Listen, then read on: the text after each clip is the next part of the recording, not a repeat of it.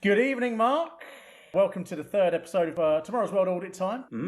We're going back to the 60s, all the way back to the very beginning. 1965, 18th of November. Do you remember that? I struggle to remember that far back, Russ, for many reasons. Yes, yeah. So Tomorrow's World actually started in 1965 on the 7th of July. So this is only 4 months into the programme, but it seems to have found its feet. I mean, in terms of format, it's no different to any other episode we watched, really, is it? It's a load of different segments telling us about things in the future. Yes, though tonally it's very different. Yes. And it's the atmosphere of the program, or the attitude perhaps is a very different thing. This doesn't feel like an educational program. This feels like it almost feels like it's closer to news than it is to, well, certainly closer to news than it is entertainment. I know in the last episode we were talking about, was it 1987? I think, wasn't it? I mean, we commented, well, we both agreed that it felt like proper television in a way that the episode from 1981 did not feel like proper television. This feels like proper television as well, but in a completely different way. And I suppose it's almost like a capital P proper television, or capital P proper. So it's very interesting. I'm now fascinated to know when Tomorrow's World stopped being proper to become back to being proper again. And if you don't understand what I'm talking about, I hope hopefully by the end of the episode you'll see where I'm coming from. But this episode has weight to it. Yes, I think is what it feels like. Yeah, it was really when you sent me you sent me the link for the episode, that when you found it, you said it's gold. It's full of gold, and it's quite astonishing. Yeah, it's amazing how a random episode can just. It seems like I don't know. Yeah, it was random. It was the first 1965 episode I could find that was intact. Literally randomly chosen. But yeah, there's some big stuff in this. I actually found it more youthful feeling than I expected it to be. I expected it to be quite stuffy, but I found the presentation was quite light, and there was a sense of trying to reflect modernity in it a lot more than I expected there to be. Some of the presentation in the outside broadcasts is a little bit more stuffy, but I don't think Raymond Baxter comes across as a stuffy person at all. It's really interesting. That was not my view. Yeah, I suppose you're coming from the position of expecting it to be stuffier than it actually was. I think I was. What I felt like. No, I do know where you're coming from, but I suppose what I felt like. You could sense them trying to bend all the rigid BBC rules, not that would be handed down to them, but that is ingrained into them as kind of, BBC presenters and production team in the 1960s. You can feel them trying to bend that. But I also feel like you can feel them bouncing back and almost kind of reacting against them trying to bend their own, their own approach to it. So I just felt like every time that it kind of felt a bit more fluid or a bit more kind of relaxed. There was an immediate course correction, which amused me greatly. And it's just just other things like, just some of the images they use to illustrate points are feel like they're from the 50s or the 60s, very much a received pronunciation as well. That's all. It's word. Sort of you're getting in Mr. Chumley Warner territory at the points, I think. And it's consistent across the board. Like, they all have the same RP voice. Well, Tomorrow's World, as I said, invented in 1965. Producer Glyn Jones created it, and it was only originally created to fill 6 episodes over the summer of 1965. It wasn't intended to be a long-running program at all, but it, became very successful. Glyn Jones, by the way, is a sort of a socialist TV producer. Probably wouldn't be allowed in the BBC these days. Passion for science and technology, and he went on to create Horizon and Equinox. There's okay. Yeah. In later life, he was a tireless publicist for Milton Keynes and would drive people around the town in his yellow Saab. So, there's a. I thought we'd have a look at I know in the previous couple of episodes we've not known who made the program, so I thought I'd actually look to see who it was. So Glyn Jones is the man responsible. We can all thank for this program coming into. Thanks, Glyn. Yeah. This is BBC One.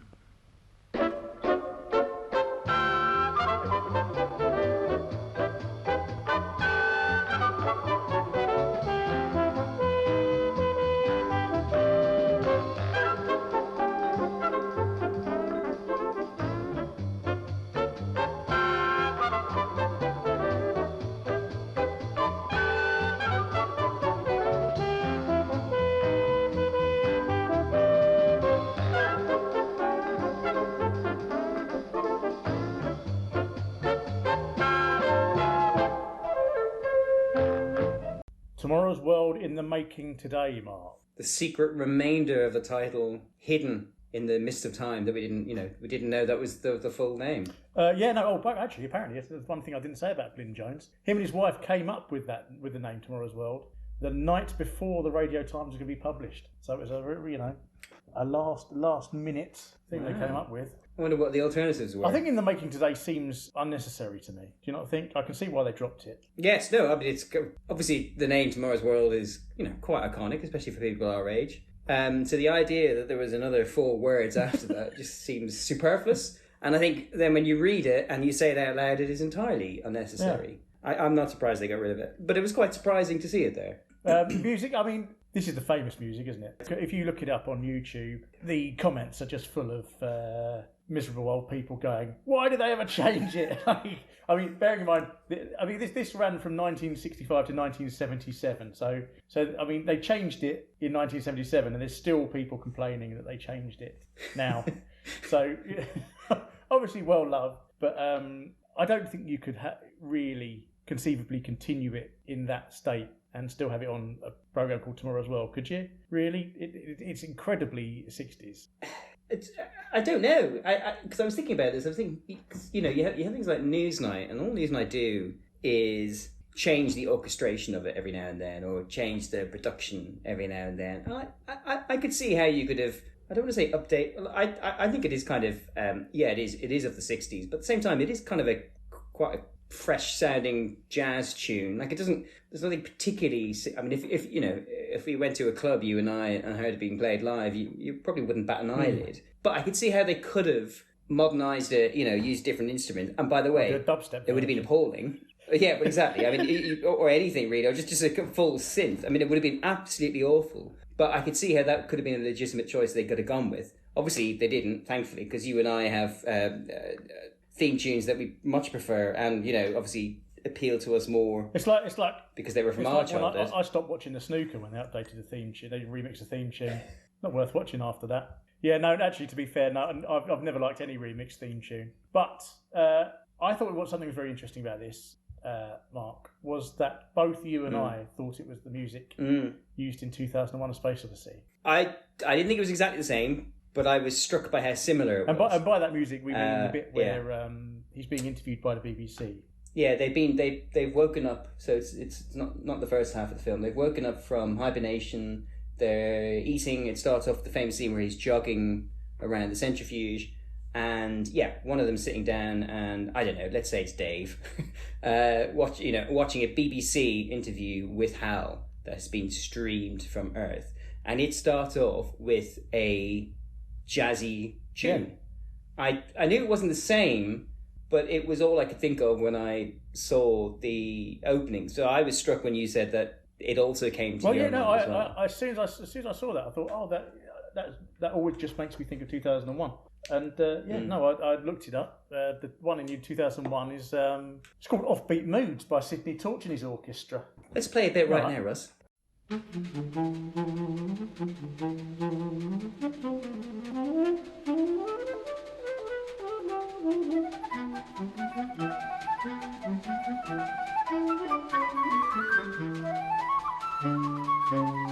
Yeah, see, it sounds nothing tune. like it, does it? Yeah. No, it actually doesn't. No, but I could see why we both made the leap, and as I was saying, I think I can fully imagine Stanley Kubrick watching Tomorrow's World or wanting to kind of ape that Tomorrow's World feel. Not the fact that it's clearly a BBC program. I don't think it's accidental, and I don't think it's coincidence either that it has a Tomorrow's World feel. Because I think what did 2001 came out in 1968, so I'm assuming they filmed it in 67. Yeah. So it doesn't seem like a huge leap. Yeah, but it's really upbeat. It's much more upbeat, isn't it? I mean, this tune than the others. Yeah. I think maybe that's why. It's probably actually the theme tune that most makes me think that this program wasn't stuffy. It put me in a mood when I started it. Yeah, if it had been a bit more of a sort of a dirgy theme tune, then perhaps I would have found the rest of the program more sort of stuffy than I did. Yeah, that's a fair point. I was also struck by the images, though, which probably fits more into my view of it being because I made a list, and it was the construction of or constructed modernist buildings, including Millbank Tower in Westminster on the north bank of Thames. Is that still the Labour head? No, God no, they moved years ago. Yeah, I think they've moved 2 or 3 times since. But obviously, it was famously where Labour was based during Blair administration. Tony B. Liar administration. Before Tony B. Liar, yeah. And then they moved to Victoria Street, and I don't know where they are now. There were some images from what looked like Brasilia, the Oscar Niemeyer design buildings. So again, concrete. There were ladies in what I would consider classically 60s outfits. Including, Mark, a extreme close-up of the lady's crotch. Yeah, I hadn't noticed that, but you rightly flagged that up. Because it's her. First of all, it's like a load of patterns appear, and then it's and then it's her, and in quite a cool pose, and then her clothes all turn into a sort of a corduroy catsuit, and then it just does an extreme close-up of her crotch, and I cannot. Is it because there's a zip there? Are they like using it to illustrate the zips? I don't know. Was it invented in the 60s? I don't know. I don't know. But it just seemed very strange to just get that just sudden crotch shot. I will have to rewatch that very slowly. But interestingly, at the end of that sequence, very quick cuts interspersed, a very quickly edited sequence of images of ladies in lovely fashion. They hold a shot on a glum-looking astronaut. Yes, who looked a bit like Jeremy Clarkson, I thought. Then there was an image of what I think might have been kind of circuit boards, kind of side on, almost like they were in one of those units that you used to put your school dinner's tray back into. It's like a I think they call it a rack. They call them racks. I think in server circles they call them racks. Don't know. Is this from your Hever Castle days? No. I'm talking about no. I'm talking about like main. It's like to do with the mainframe, isn't it? The computer thing. Oh, I'm sorry. I thought you meant the thing you put your school dinner's tray in. Okay. School thing. Yeah. And then there's a ballistic missile being fired from a submarine. I assume a submarine. It could have been an underwater base. Yes. I don't know. And then, as you rightly point out, no attempt to jazz that sequence of photos up, was there? It was just the photo of the ballistic missile. No, it's just the screen, just like not. Yeah. So what struck me about that is that there's nothing terribly futuristic about any of them. They are stuff from the now. Which is obviously, I know we criticised the opening credits of the last episode for almost trying too hard to make it look futuristic, way beyond their technical abilities. I'm talking about the guy with the plasticine on his head trying to look like computer graphics. But here, they have clearly they've just taken things that feel futuristic but actually aren't from the future. Yeah. So I was struck by that, which I thought was interesting, that they didn't even try. Having said that, I don't know what you would have put down, but, a robot or something like that, I don't know, but... Yeah, I don't know. I mean, and the thing is, this is the first 60s episode I've ever watched. I've never actually watched a 60s episode of Tomorrow's World before, so I don't know how often they changed the title sequence. It might have been. I mean, because that title sequence is pretty easy to put together. It's just a load of images to the music, isn't it? You could imagine that maybe they switched it around, quite a bit. I don't know. We'll have to find out later on, I guess. We will find out. Yeah, absolutely. Regarding the music. Would you like to know about the music? I would actually. So it's by the legendary British jazz musician, Johnny Dankworth, who subsequently became Sir Johnny Dankworth. He was married to Cleo Lane. Oh, Dame. Isn't she Dame Cleo Lane? Yes, she was Dame Cleo Lane, yes. He's not around any longer. She still is, but he's not with us anymore. But he was quite an impressive... track record as a jazz musician. Here's a list of people that he's played with at any certain times or toured with: Charlie Parker, Duke Ellington, Louis Armstrong, Dave Brubeck, Charles Mingus, Dudley Moore, Nat King Cole, Ella Fitzgerald, Benny Goodman, Herbie Hancock, Dizzy Gillespie, and later on in his life, Craig David. Up until the end there, I was thinking wow, this is an amazing starting 11 for a football team of jazz maestros. It's basically just name a jazz musician and he's mistresses. Yeah, that's incredible. And still, I'm sure the most famous thing he ever did was a Tomorrow's World theme tune. Yeah, no, he didn't do many. He did quite a few theme tunes and stuff, but nothing that interesting. He did the music for the Avengers, the proper Avengers, but only the first series, so it's not the one everyone knows. It's not dun dun dun that one. It's it was some other one, which one was good. He did music to 10 Rillington Place, the Richard Attenborough program, and then he did a couple of gangster films. Gangster Number One, he did, and a film called Kiss Kiss Bang Bang, which is not Kiss Kiss Bang Bang. Turns out there was another film that came out 4 years before the film we know as Kiss Kiss Bang Bang. Oh, and it looks like a shit gangster film. But yeah, so quite a good pedigree on old Johnny Dankworth. Yeah, there. very impressive. Yeah. All right, good stuff. For reference, I'd probably play Craig David up front just because of his youth. I think, yeah, or his relative youth in comparison to the rest of the squad. I don't know what others would think of that. Played football on Saturday. Sunday league, Russ. Let's not get ahead of ourselves. Yeah, but he's chilling on Sundays. He's got to drag himself out of bed after all of that. He's older now. You know, he's married. He's got kids. Sundays it's his time. Fair enough. Yeah, good man. Yeah, I hope Ella. I think it's Ella's turn to bring the sandwiches, and Duke has to do the washing afterwards. So what do you think of that font? That kind of classic. I think even when we were kids, that was still the font, your go-to classic. I don't know what it's called actually. No, neither do I. So it's one like. It's that kind of slightly bubble writing, but where there's normally a little bit that sticks out a little bit further. And it's only ever used in old-fashioned computers, so I'm just wondering whether it's it's one of those things that there's actually some sort of technical reason for it, and then it got adopted by font technicians. I don't know what would that be. Font designers, technicians. As a good way of illustrating technology. I mean, it got superseded, didn't it, by the. Actually, I think 2001 uses it. What's it called? Europa, is it? It's used throughout the 70s. Futura, is it? Or is it Europa? Yeah, which I think is That's a great font, Whenever I see that font, it cheers me up. Yeah, because I'll tell you why it's futuristic. Clarity. Yes, yeah. Yeah, it's a clear font that conveys a message that even the likes of you and I can reach. I've got a copy of 2001 Space Odyssey somewhere around here. But this is a podcast, so there's no point in picking it up. But it's becoming a running theme, old Kubrick, isn't it? It's 2 weeks in a row. It's funny how these different things connect us from week to week. Yeah, I know. I'm loath to kind of It's very tempting to kind of see some kind of overarching connection between these episodes. But this isn't the only thing. I think Kubrick did sit down and watch this episode in 1965 because he cribbed both the theme tune and later on some what can I describe as iconic imagery is half-inched. Some iconic imagery. Yeah, absolutely. So it's fascinating when these things happen. But I said these things happen. We've only done 3 episodes. Exactly.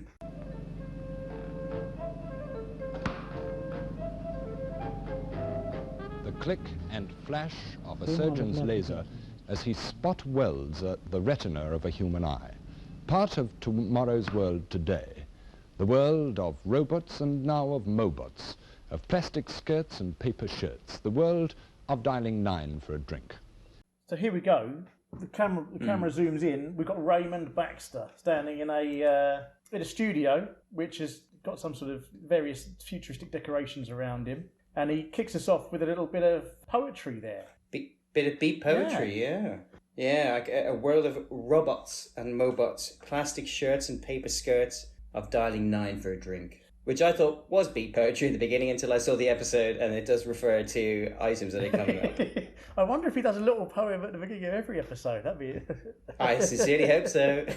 I can see why like the theme tune. I mean, him and the theme tune are basically the same thing because they were on the programme at the same amount of time, 65 to 77.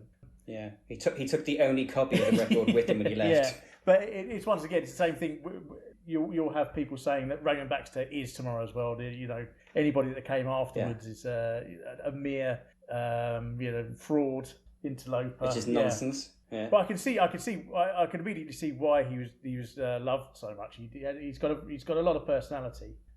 Brings a real sort of sense of himself to the role. I think it's interesting how I was quite struck by that introduction he gives, and it's only when I watched it the second time that I realised that oh wow, it's a really interesting moment to start a program like that with just the camera. It was like a dolly zoom in, not a dolly zoom in. It's like it's literally kind of dollying in. I don't think it's on him, it feels like the program is authored. You know, it feels like he has collated this program, and I think his passion for all this stuff is quite apparent from the beginning. But also his control over this half hour feels tangible, which actually is not something. It's not something you really feel. I don't know. It must be the last episode we were talking about. You know how Howard Staplefield feels like a host in that he's inviting you into something, whereas like Raymond Baxter is conveying. You get the impression that he's put time and effort into collating this because he thinks you're going to find it interesting, and he thinks that there's value to it, and that it's bizarre that comes across. I personally think that comes across quite clearly, just even from that beginning bit, because he says all this kind of with a great deal of charisma and just he's relaxed, and as we'll learn very shortly, being on television is a really foreign thing for most people up until the early 2000s or something like that, and it is not an easy skill. So that you can imagine that's how he speaks on a day-to-day basis, I think is pretty impressive. I really do understand why people think highly of him, or you know, feel that he is Mr. Tomorrow's World. Again, like you, I've not really watched a lot of stuff from the 60s and 70s. So I'm fascinated to see how he develops. I'm also really interested in how old he is when this episode is filmed, because it's difficult to pin down whether he's in his 50s or his late 30s. Yeah. Actually, interesting. I mean, he is the only. I mean, there's at least one other on-camera presenter on this program, and I don't know who's doing. I didn't really notice who was doing the voiceovers because they've all got the same RP accent, so it's quite hard to tell if anybody did it. But actually, there's no one else in the credits apart from Raymond Baxter. So I noticed that. It is just his program. I mean, I have no idea who the other guy is at all. But and I can tell you loads of stuff about Raymond Baxter. He said, I bet he makes poor old Stableford feel like a piece of cheese. The amount of things that he got up to. So he was born in Ilford, Essex, on the 25th of January 1922, which makes him 43 in this. Yeah. So only a couple of years older than us, Mark. He looks a lot older, thank God. Or we look a lot younger. I look a lot younger. But then again, we didn't join the RAF and become Spitfire pilots when we were 18 years old like he did. So, yes. That's not fair. We were given that opportunity. So he joined the RAF in August 1940. He was a Spitfire pilot. He started flying out of Scotland and then was on the squadron flying over Sicily for a bit, and then came back to the UK, did some teaching, like Spitfire pilot teaching as well. And then, so he was mentioning dispatches several times, which I'm not really sure what mentioning dispatches means, but I think it means they were brave but not brave enough to get a medal. I think is the idea of that. Oh, okay, yeah. One memorable raid that he did was 1945. He took part in a daylight raid on the Shell Mex building in The Hague, which is obviously just down the road from me now. Which was then the German headquarters for the V1 and V2 rockets that they were launching towards Britain. And he described, as he was flying over the V2 site, his wingman started firing on a missile that was being launched. Luckily, he didn't hit it. I dread to think what would have happened if he'd hit the thing, said Raymond. So then after that, joined the Forces Broadcasting Service at the end of the war, and then naturally moved to the BBC in 1950. And then after this is sort of a veritable who's who of broadcasting achievements. He did the radio commentary for the funerals of King George VI and Winston Churchill. This is one of those things that Wikipedia's just told me. There's absolutely no. Don't give away your sources, Russ. There's nothing. There's no extra thing to this other than the former commentary given while suspended from the ceiling of Westminster Abbey. Which, to my mind, he's like Tom Cruise in Mission Impossible. That's what I was picturing. But with just a giant BBC microphone in his hand, just trying to catch beads of sweat in his little rubber gloves. And he also reported on the coronation of the Queen, 1953. Outside all that, he was an accomplished rally driver. Competed in the Monte Carlo Rally 12 times and was the BBC's motoring correspondent from 1950 to 1966. So, but I think it's like basically the dearly departed Murray Walker. It probably predated him, I think. He also reported on the first flight of Concorde, and he was the first reporter to broadcast from an aeroplane, ocean liner, and underwater. I don't know what that means. At the same time, no? Or whether he was the first reporter to do those three things, or whether he was the first person to do them in one go. Like, do you know what I mean? Yeah. Went from a plane to an ocean liner, which sank. yeah. Yeah. Or maybe his plane crashed into an ocean liner and sank it. Oh, and sank it. Yeah. He was also, this is, it's probably getting a bit boring now, but this is also the presenter of the first live transatlantic broadcast via the Telstar satellite in 1962. Oh, okay. The presenter of the first live telecast from Australia in 1966, and he interviewed the surgeon Christian Barnard by telephone within hours of the completion of the world's first heart transplant. Heart transplant. Oh, okay. It's probably easier to do a lot of broadcasting first in the 60s, but that is quite a lot of broadcasting first that you made to do that. That is quite a lot of broadcasting first, yeah. But yeah, no, he left Tomorrow's World in 1977 because he had disagreements with its new editor, Michael Blackstad. So obviously Michael Blackstad, being the person responsible for the Tomorrow's World that we watched in the first episode. Yeah. So I don't know whether Michael Blackstad was a particularly good for Tomorrow's World. I'm gonna hold my opinion because we've only seen the one episode. But Russ, it's not looking good. But Blackstad quite rudely described Baxter as the last of the dinosaurs. I don't know if Baxter didn't strike me as particularly dino. I mean, he says a couple of sexist things, but it didn't strike me as particularly dinosaurish. But no, but then this is right at the beginning. I mean, I don't know what he's like in 1970 something. No. 77, I suppose. But funnily, Baxter's retort was that he could not work with someone who arrived to work at the BBC each day on a bicycle. Which is fun. I mean, these days, obviously, the BBC is stacked ceiling, floor to ceiling with Bromptons, so Baxter would actually hate it. And then unfortunately he died on 15th September 2006. But yeah, that's Raymond Baxter. That's quite a life, isn't it? I love that all those old school people always have amazing, adventurous lives. Yeah, they do. I thought it was nice that he didn't go to private school, though. He was a grammar school boy. I think most of the presenters of Tomorrow's World seem to have gone to grammar school. Not sure why. That's interesting. Yeah, I wonder. That is interesting, actually. Because, well, I mean, edit out if it isn't. But, yeah, that might be something to keep an eye on. Because, to be fair, I don't know what we'll be able to work out from that. But, no, but certainly then, at that point, you would have thought him being part of, a state school, even a grammar one, a selecting school, probably would have marked him out as being slightly different. Yeah, and he didn't go to university or college, because he went straight into the RAF, so yeah.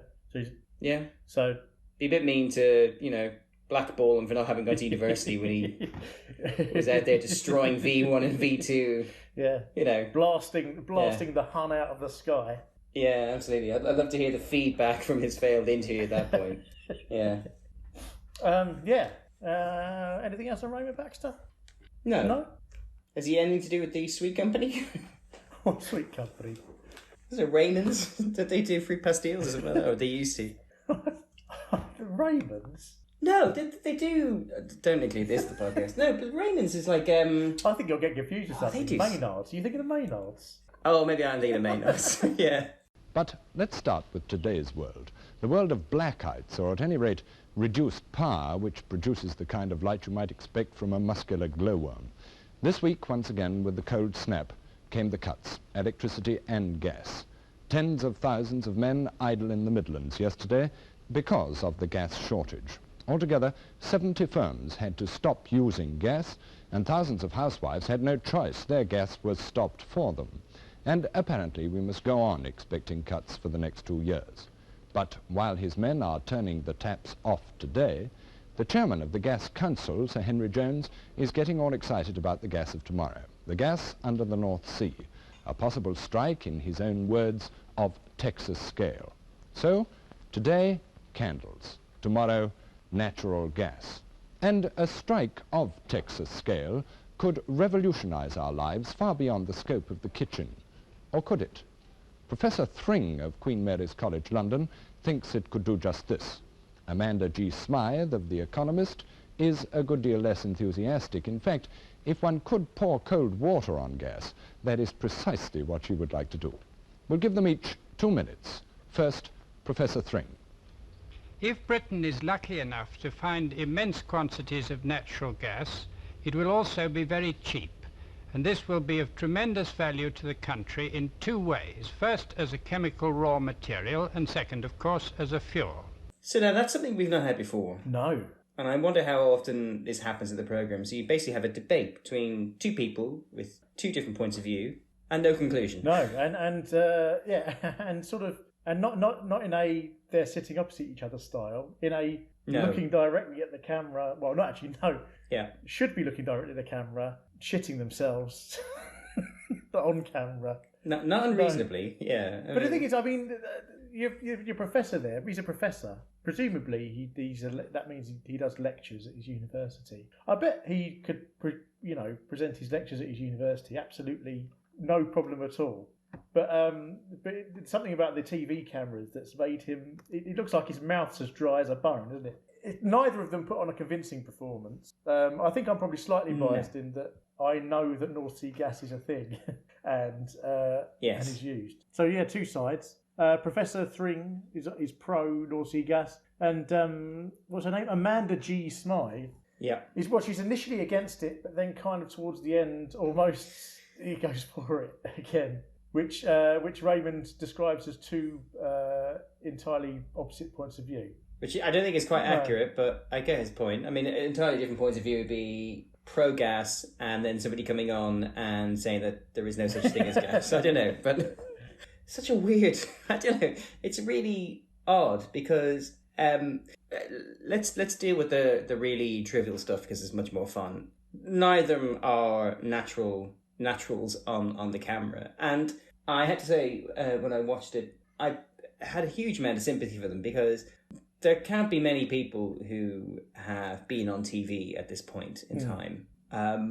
It is entirely unnatural. They won't have had an autocue. It is, I'm assuming, broadcast live. Yeah, I think it is because Raymond makes a very small slip up at the beginning of the programme when he says tomorrow. He does, but he's an expert. So that suggests that it is Yes, live. he does, that's true. Yeah. This is broadcast live. You probably didn't have much rehearsal. You have to remember what you're going to say, which I know, But as you rightly point out, I'm sure this is being watched by millions of people. Yeah, it would have been millions of people, because God knows... Is this pre-BBC Two?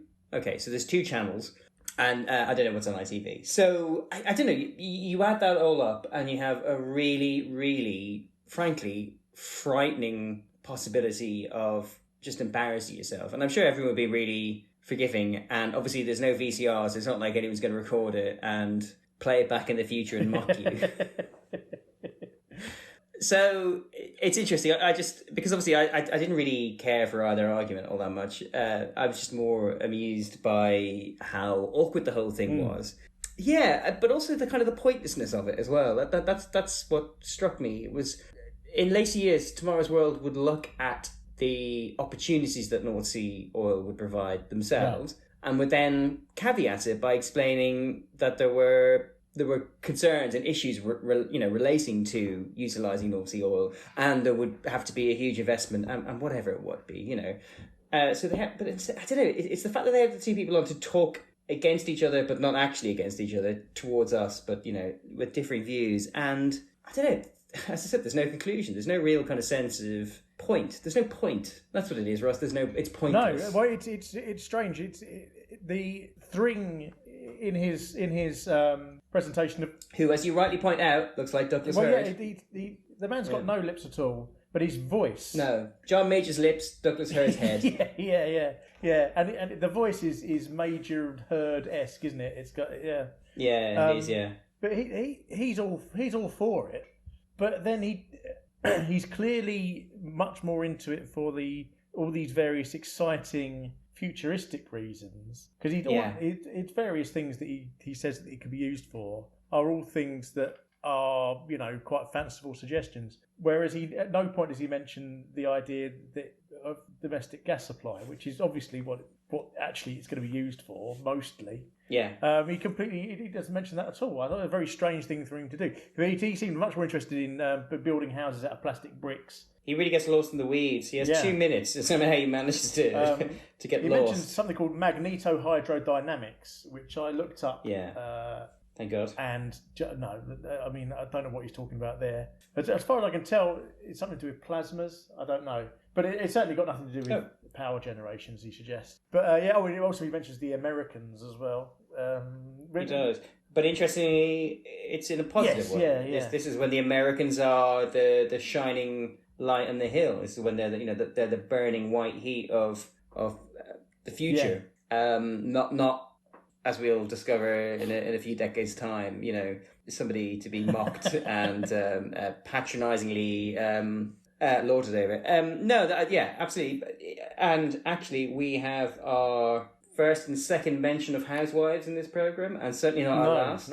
Yes. Which is interesting. Well, and this is the thing, because then Amanda G. Smythe, from The Economist, he says she's from, isn't it? So, quite young. I mean, I don't know whether whether she was chosen for her telegenic nature or what, but she works at The Economist, so I'm sure she's not stupid, but some of her arguments are a bit crap.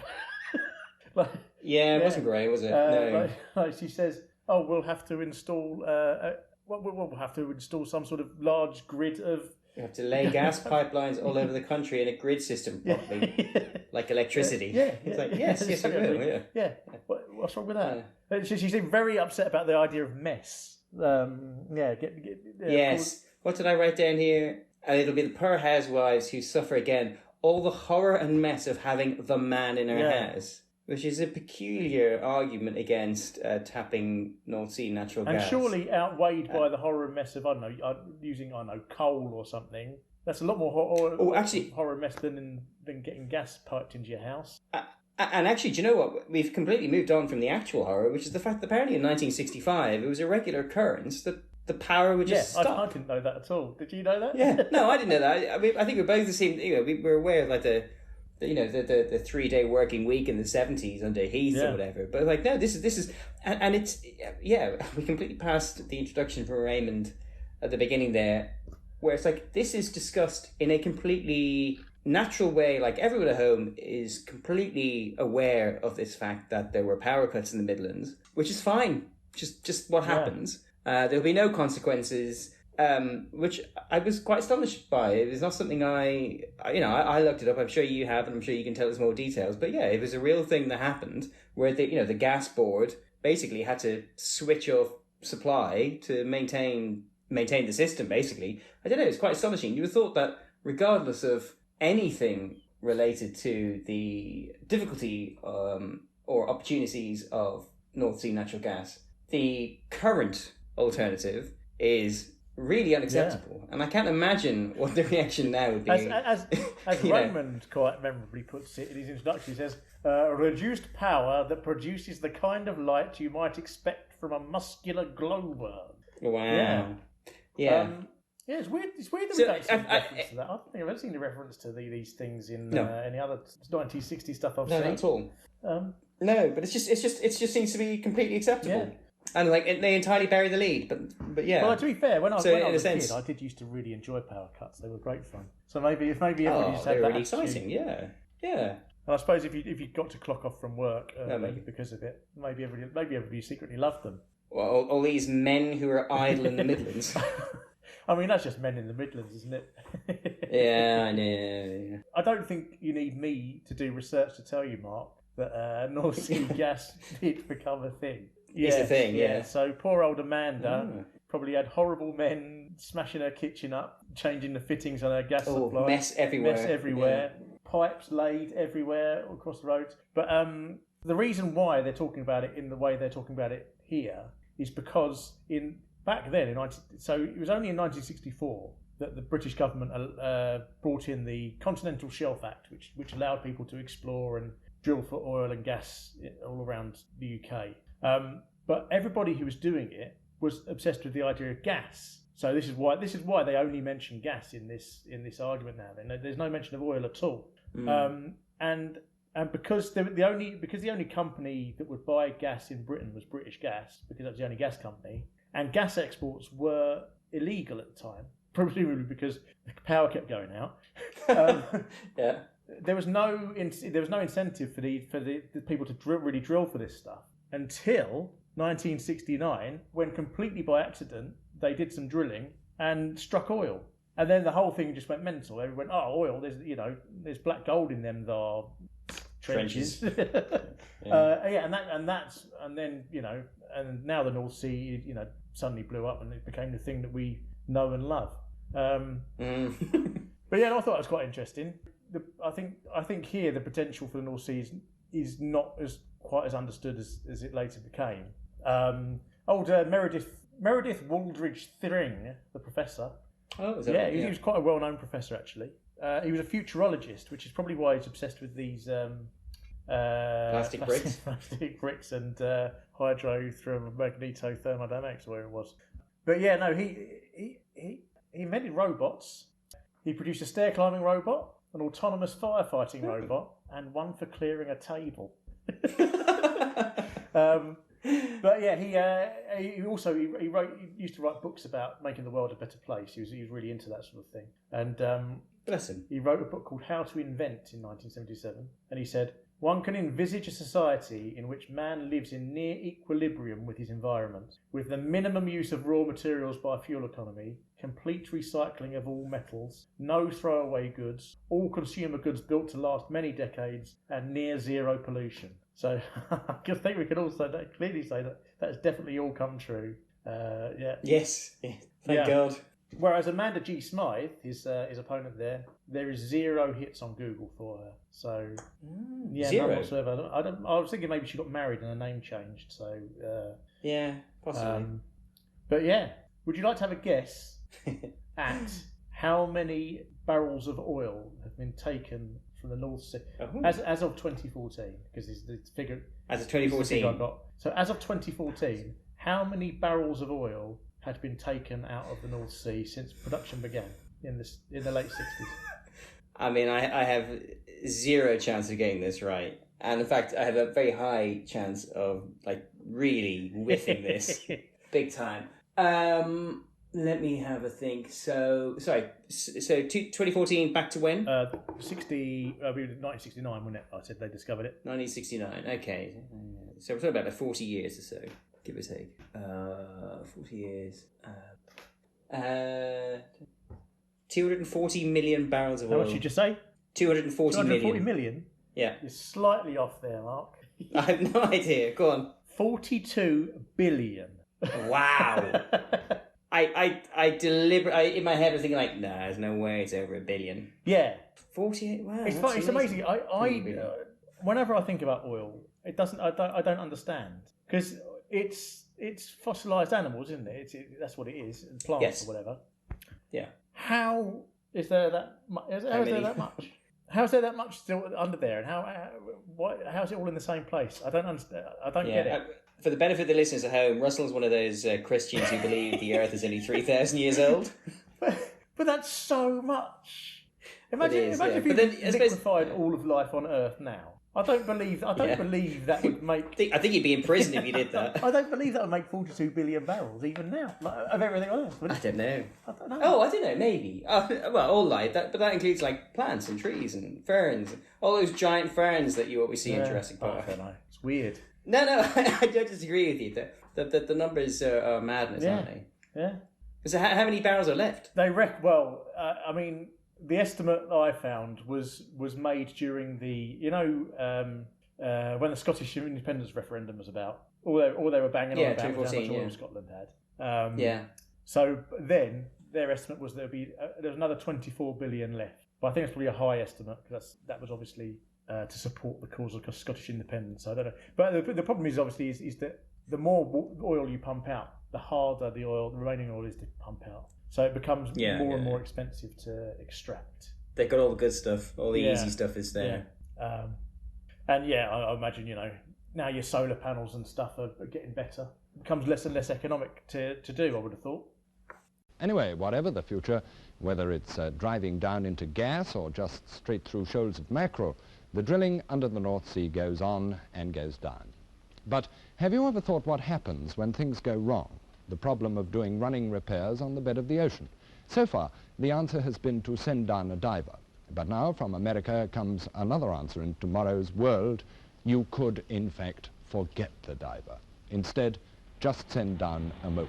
It's lowered from the drilling barge to the seabed, where it is to take over maintenance and elementary repair work on the wellhead for which divers were previously needed.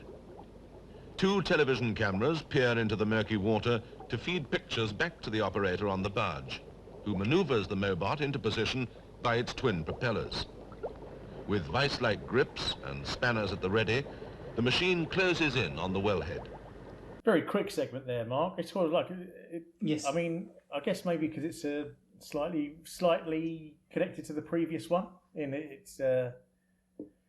I don't know why they decided to call it a Mobot rather than a robot. And there's no explanation of what a Mobot is there? No, none whatsoever. And it's not the first time he's mentioned it. He mentions Mobot at the beginning of the episode, but he mentions it along with mentioning robots. Yeah. So I don't know I didn't know what a Mobot was. I've never really heard the phrase. I know what a robot is, and I also know what a robot is, which is what they discuss. But no, it was really interesting how they just mentioned it. The assumption is everyone at home knows exactly what it is. Well, maybe just because the word is so similar to robot, they can just assume that we know. They fudged it. Yeah. I mean, yeah, you can guess what a robot is, but it's a remote controlled underwater. I mean, the thing with underwater stuff is that as we built to such sort of like tolerances, that didn't look any less or more modern than one you'd see today, would you? Like underwater stuff, it just looks like big chunky machinery, really. Hugely over-engineered things. Yeah, no, it didn't. Though I will say this, it's the second episode in a row where we've seen footage from underwater, but by far and away, this is the better fidelity. Yeah, it's much clearer, wasn't it? Like, it's a much clearer, yeah. So that made me think, I wonder, like, actually how shallow is what they're doing anyway. And maybe it's just incredibly, it's not like it's going down to the depths, well, not in that footage, it's not going down all the way to the depths of, like, the North Sea or whatever. No, but I mean, it didn't look archaic. It wasn't like a Heath Robinson-esque machine. It looked proper. Yeah. I only when watching it that time did I notice that they in the background they put the sound of bubbling water, which I presume wasn't filmed, wasn't recorded at the time. No, it wouldn't have been. But I was fascinated by the fact that music appears in the soundtrack maybe 75% of the way through. It's quite dramatic as well, isn't it? It is, but there's no reason for it, and it didn't start. I don't know. It's. We'll come back to music because later on the opposite thing happens, where a segment begins with music, which then fades out about 20% into a piece, and then never reappears. And I don't know why they do that, because it's not very long, and it's just the weirdest thing. Because it is quite. It's not like it's. I mean, obviously it is background music, but it's not like background music in the true sense, because you notice it, because it is quite dramatic. It's it sounds like something you might use in a film or something like that to engender an emotion. Like the in Jaws. Like when it's not doing the dun dun dun dun dun dun dun, there's like a string bit, the above water string bit in Jaws. It's slightly reminded me of that. Obviously, this predates Jaws, so they've not been influenced by that at all. Music that's it basically sounds like something dramatic is going to happen, and then the piece just ends. Maybe I don't know. Maybe they got the film from somebody else, and they just didn't edit out the music. Oh yeah, maybe. Do you think? Might be from like a manufacturer's show reel or something. Back when you used to have to book out a cinema to show the show reels. Is that what you mean? Yeah. Maybe we should write to the BBC and find out. I'm sure they have I'm sure it's on file. Yeah. So I looked into Mo. I wanted to know where to get to the bottom of this Mobot. Oh yeah.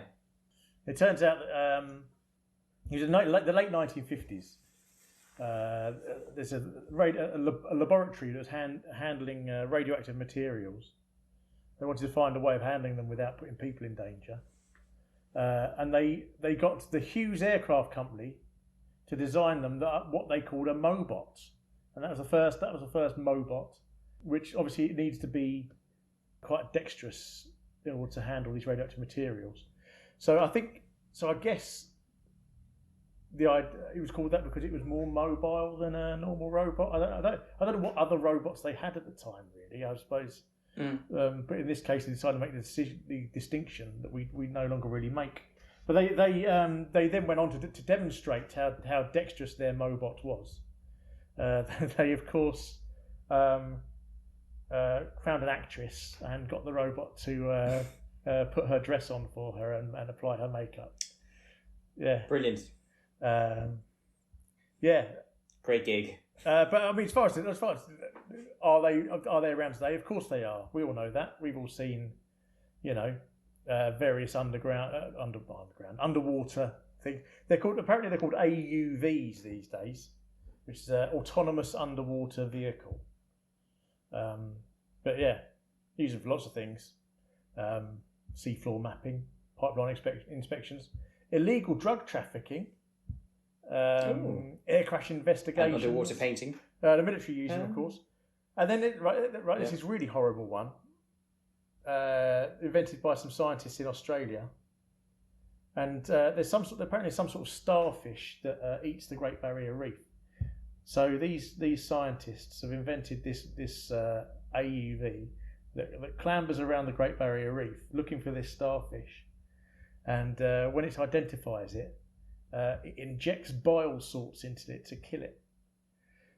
So it's like some sort of robot hunter killer thing, proper Terminator stuff for starfish. You would have thought that Australians would have learned from the giant toad that they introduced to. All right, that's great though, isn't it? Yeah, I mean, fun. Yeah. But yeah, I mean, do you think? I mean, this is something that. Do you think that this sudden boom in underwater submarine things had any influence on the film Thunderball, Mark? The film Thunderball came out in 1965, the very year that we're talking about now, and it just strikes me that there's a lot of underwater. Really, really boring underwater fight sequences in Thunderball, using various different very underwater slow. equipment. And it just struck me that maybe because I know the Bond films are always very influenced by what's going on in the news at the time, aren't they? But suddenly the Cubby Bockley was probably watching Tomorrow's World or something. And when was Jacques Cousteau on television? I don't know. Because these things. Yeah, I mean, no, I don't think. Thunderball happened because of this episode of Tomorrow's World, which is basically what you're asking.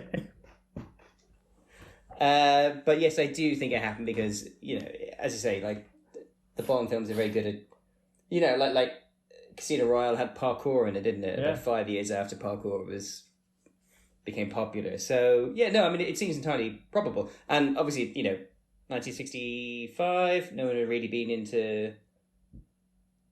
Space was still quite a way away. I don't mean literally, but, in terms of... It was still a... Yeah, it makes sense that they would have had it... Why are we talking about this?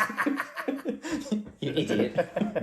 Next. The human eye, the most delicate and therefore the most easily damaged part of the body. But of recent years, surgeons have been able to perform more and more intricate eye operations. They can replace corneas, remove lenses suffering from cataract. But right at the back of the eye lies the retina. Now surgeons can at last reach through to the retina and operate upon it, using perhaps the most precise surgical instrument of all, light.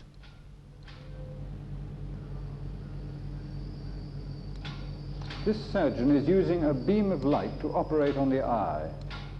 This is a technique which is a big advance in eye surgery, and we've come to Moorfields Eye Hospital in the City of London to see it being used. Now, if we're to understand what's happening, we ought to look at what the eye is like, and I've got a model here of the eye, and I'm using my hands, my fingers here, to represent the eyelids. Behind the eyelids, the eye is quite a large ball. And this model we can take in half to see the inside structure. In front there's this transparent window.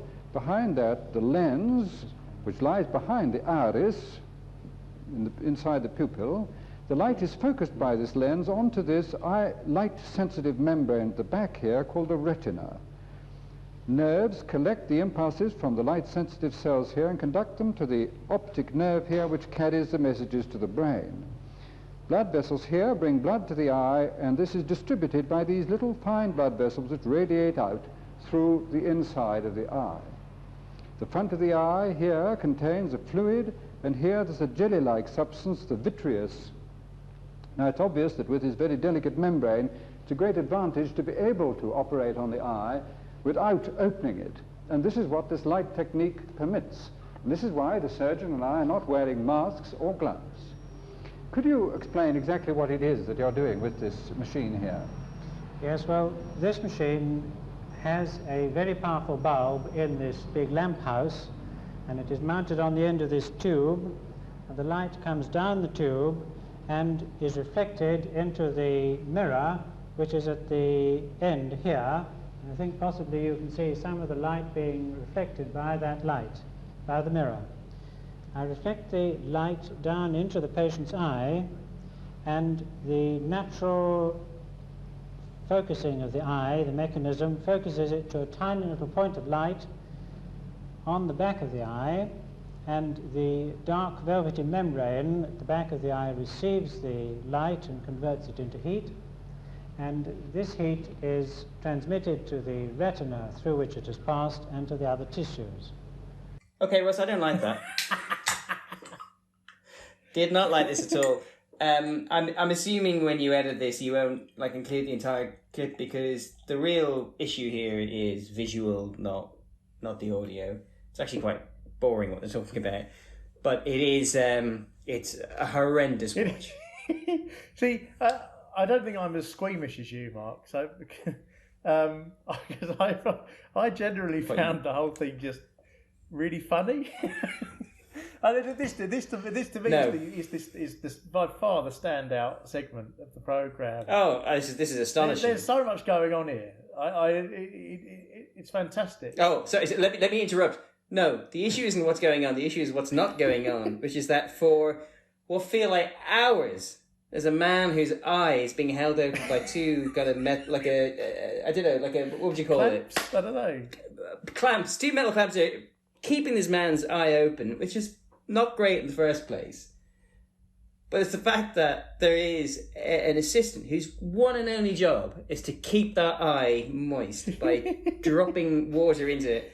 And there are moments where hours pass where he just doesn't bother. He's my favourite. I love him. He's so awkward. And once again, he's another person. He is so aware he's on TV. He's another person who's terribly awkward in front of the camera. But he, I have to say, initially, because he's so hesitant. When I first watched this, I didn't actually know what he was doing. I thought he was trying to pass something to the surgeon, and he wasn't taking it. It took me a while to realise he was dropping stuff in the guy's eye. But yeah, he's like a little comedy character. I said to you, this whole thing is almost like a comedy sketch in a way, even though it's not funny. But and he was just sort of like John Thompson in the Fast Show reminded me of. He just had that sort of look about him. But yeah, and the whole black and white thing, the operating table, the giant eyeballs. It's got a young Frankenstein feel about it to me.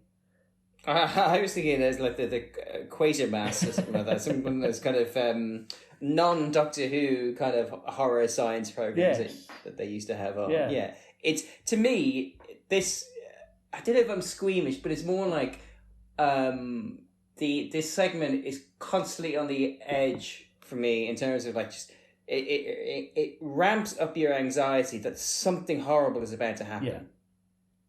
Because it is interminable. I don't know how long it is. I haven't timed it, but it feels like 15 minutes that you're staring at this man's eye being pried open. And this isn't even the worst bit. The worst bit is the next bit. But it's another. The surgeon himself comes across as that sort of the stereotypical arrogant surgeon. Yes, absolutely, He's very sure of himself, and the things that he's saying are sort of the opposite of everything that we've been told about eyes. Like, it is drummed into us from a very early age that you should never look at the sun. Never ever look at the sun. Russ. Nope. And yet here he is with his magic machine, which has a light bulb in it, which is 3 times brighter than the sun, he says. On the surface of the Earth, yeah. And it's when he's just waving it over the guy's eye, like it just passes over that fella's eye. Wafting it. It rests on his cheek at one point, and you can see the beam that it's projecting, and the beam it's projecting is about the size of a 5p. So it's not like it's concentrated. That's like a whole eyeball's worth of light that it's sending in there. Yeah. So it is not the precision tool that you would expect somebody to need to use on an eye.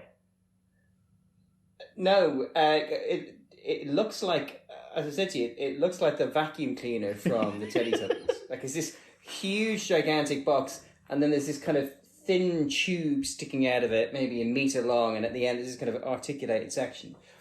And thinking about staring at the sun, obviously I thought about Trump a few years ago when there was, and of course he was the only person in the picture to go, ooh, just like put his hand above his eyes and just look up at it. And it reminded me that, so here they are, they're doing this experimental, light-based surgery in this guy's eye. The one and only time I've really stared at the sun properly was in 1999 when it was a partial the eclipse. Yes, I remember it well. And you were with me. And Russ, if you remember, we had the good grace and decency to use my brother's PlayStation version of Final Fantasy VII to look at the sun those in special perfect, PlayStation absolutely, yeah, perfect safety. We knew, and we're not eye surgeons. Why this guy isn't using PlayStation game doesn't have to be Fantasy Final 7. It could have been Metal Gear Solid. I don't know, just anything. Yeah. No, it is fascinating. He's just I don't know, but it is the thing that really makes me. The really unpleasant thing is just how long it takes for that guy to do his one effing job, which is keep the poor guy's eye wet. And I only noticed during this watch that the patient is actually a doctor. He addresses him as doctor. He's a doctor, so presumably he's just a mate of the surgeons or something who's volunteered for this. Correct, or he works there or something.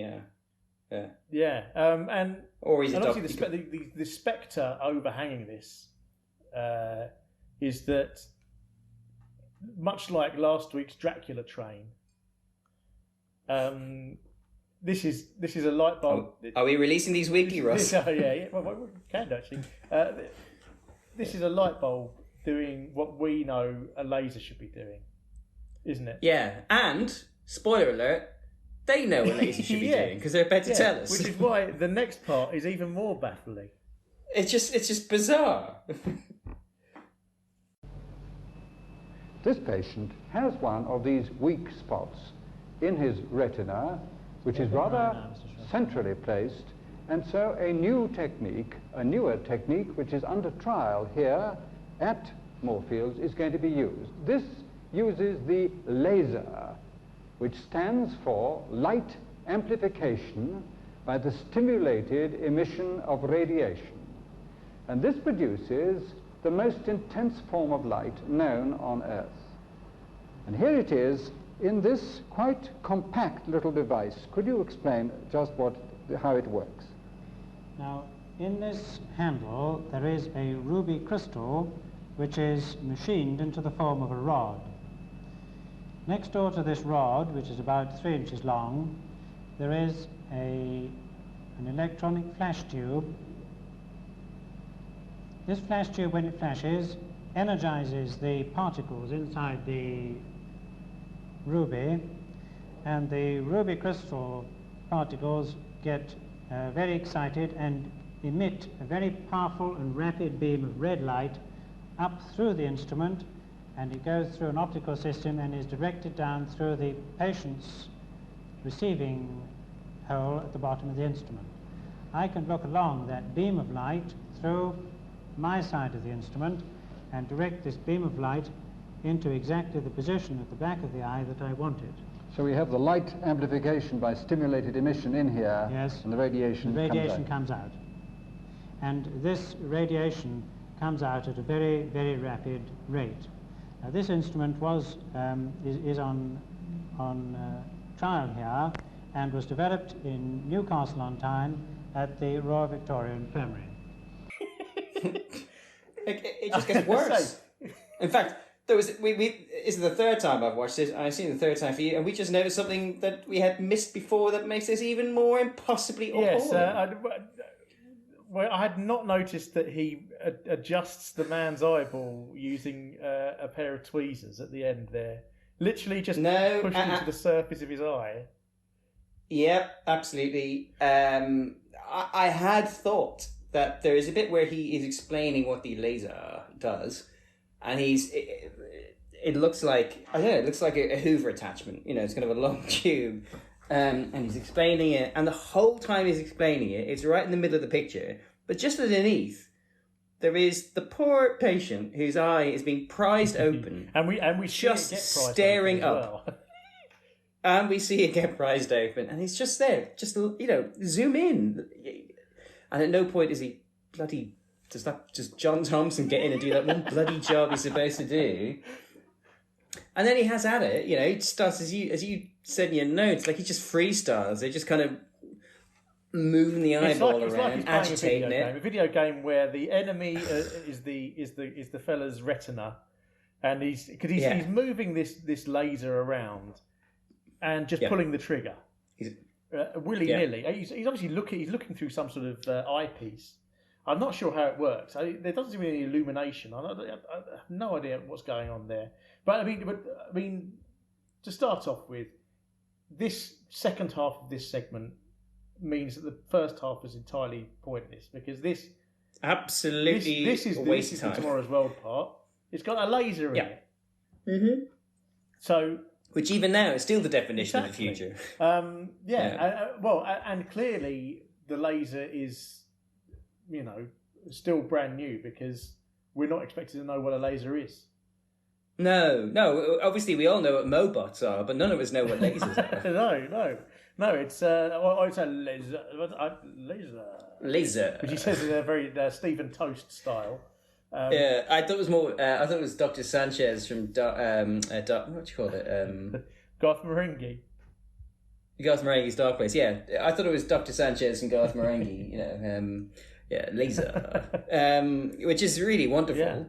But he completely explains what a laser is, even breaking down what the acronym is. Light amplification by the simulated emission of radiation. Yes. He's really focusing on the radiation aspect of it, actually. Yeah. That's the bit that really excites him. Yeah. People don't mention the radiation bit now, do they? I suppose it's radiation in the sense of light radiation rather than... Yeah, but that's not what he thinks it is. This is astonishing, and obviously completely undermines the first half of this Morpheus. But obviously the equipment in the first half is, as you said, a giant Teletubbies vacuum cleaner, whereas this is like a handheld device. Already lasers are things you can hold in your hand, which I think is quite impressive sort of thing. Yeah, absolutely. I was quite astonished. But he's not. I still don't believe that he has the level of accuracy required to do this. No. I mean, if you go into, I will lay any money that if you go in for laser eye surgery now, they would clamp you into some sort of thing. A computer would analyse every micron of your eyeball. Everything would be fixed exactly in place. A robot would probably come in and be perfectly steady and do things like this. This bloke's just literally shooting from the hip, blasting laser beams in this man's eye socket. If you forgive the pun, he's eyeballing it. Like he's just yeah. And so who knows what he's doing to this fella's eye? I mean, how anybody would volunteer for this? I don't know. Your eyesight would have to be in pretty poor shape for you to think that this is a good idea to just volunteer for this, I think. But it's a laser. Everyone's excited about that. No, It's madness. I mean, I wear glasses. I don't think I'm eligible for laser eye surgery because of the nature of the problem I have. But even if I was, the idea of... Okay, that's what it is, Russ. Far too much. It is... the idea of kind of sitting in a chair and staring up at a big... I'm assuming a big giant gun pointing directly at your eye. I think I'll pass. Thanks very much. Yeah. Well, luckily, one of the few parts of my body that are still working at full capacity is my eyes, so hopefully I won't ever have to have it. But so obviously laser eye surgery, that's the big invention of the program. It's the not to give things away, but well, you have. But this is not, importantly, this is not the same as the laser eye surgery that we think about with laser eye surgery. So the thing that we think about is for the corneas. It's called LASIK. I always thought LASIK was a brand name, but it's not. Yeah, so did I until I looked it up. Laser assisted in situ keratomolysis, or something like that. Whereas this is all retina based stuff. So this is this explains why it's a bit more rough and ready, I think. Because LASIK was a much later invention. It was only invented in the 80s. So this is just some maverick going around with a laser doing whatever he wants.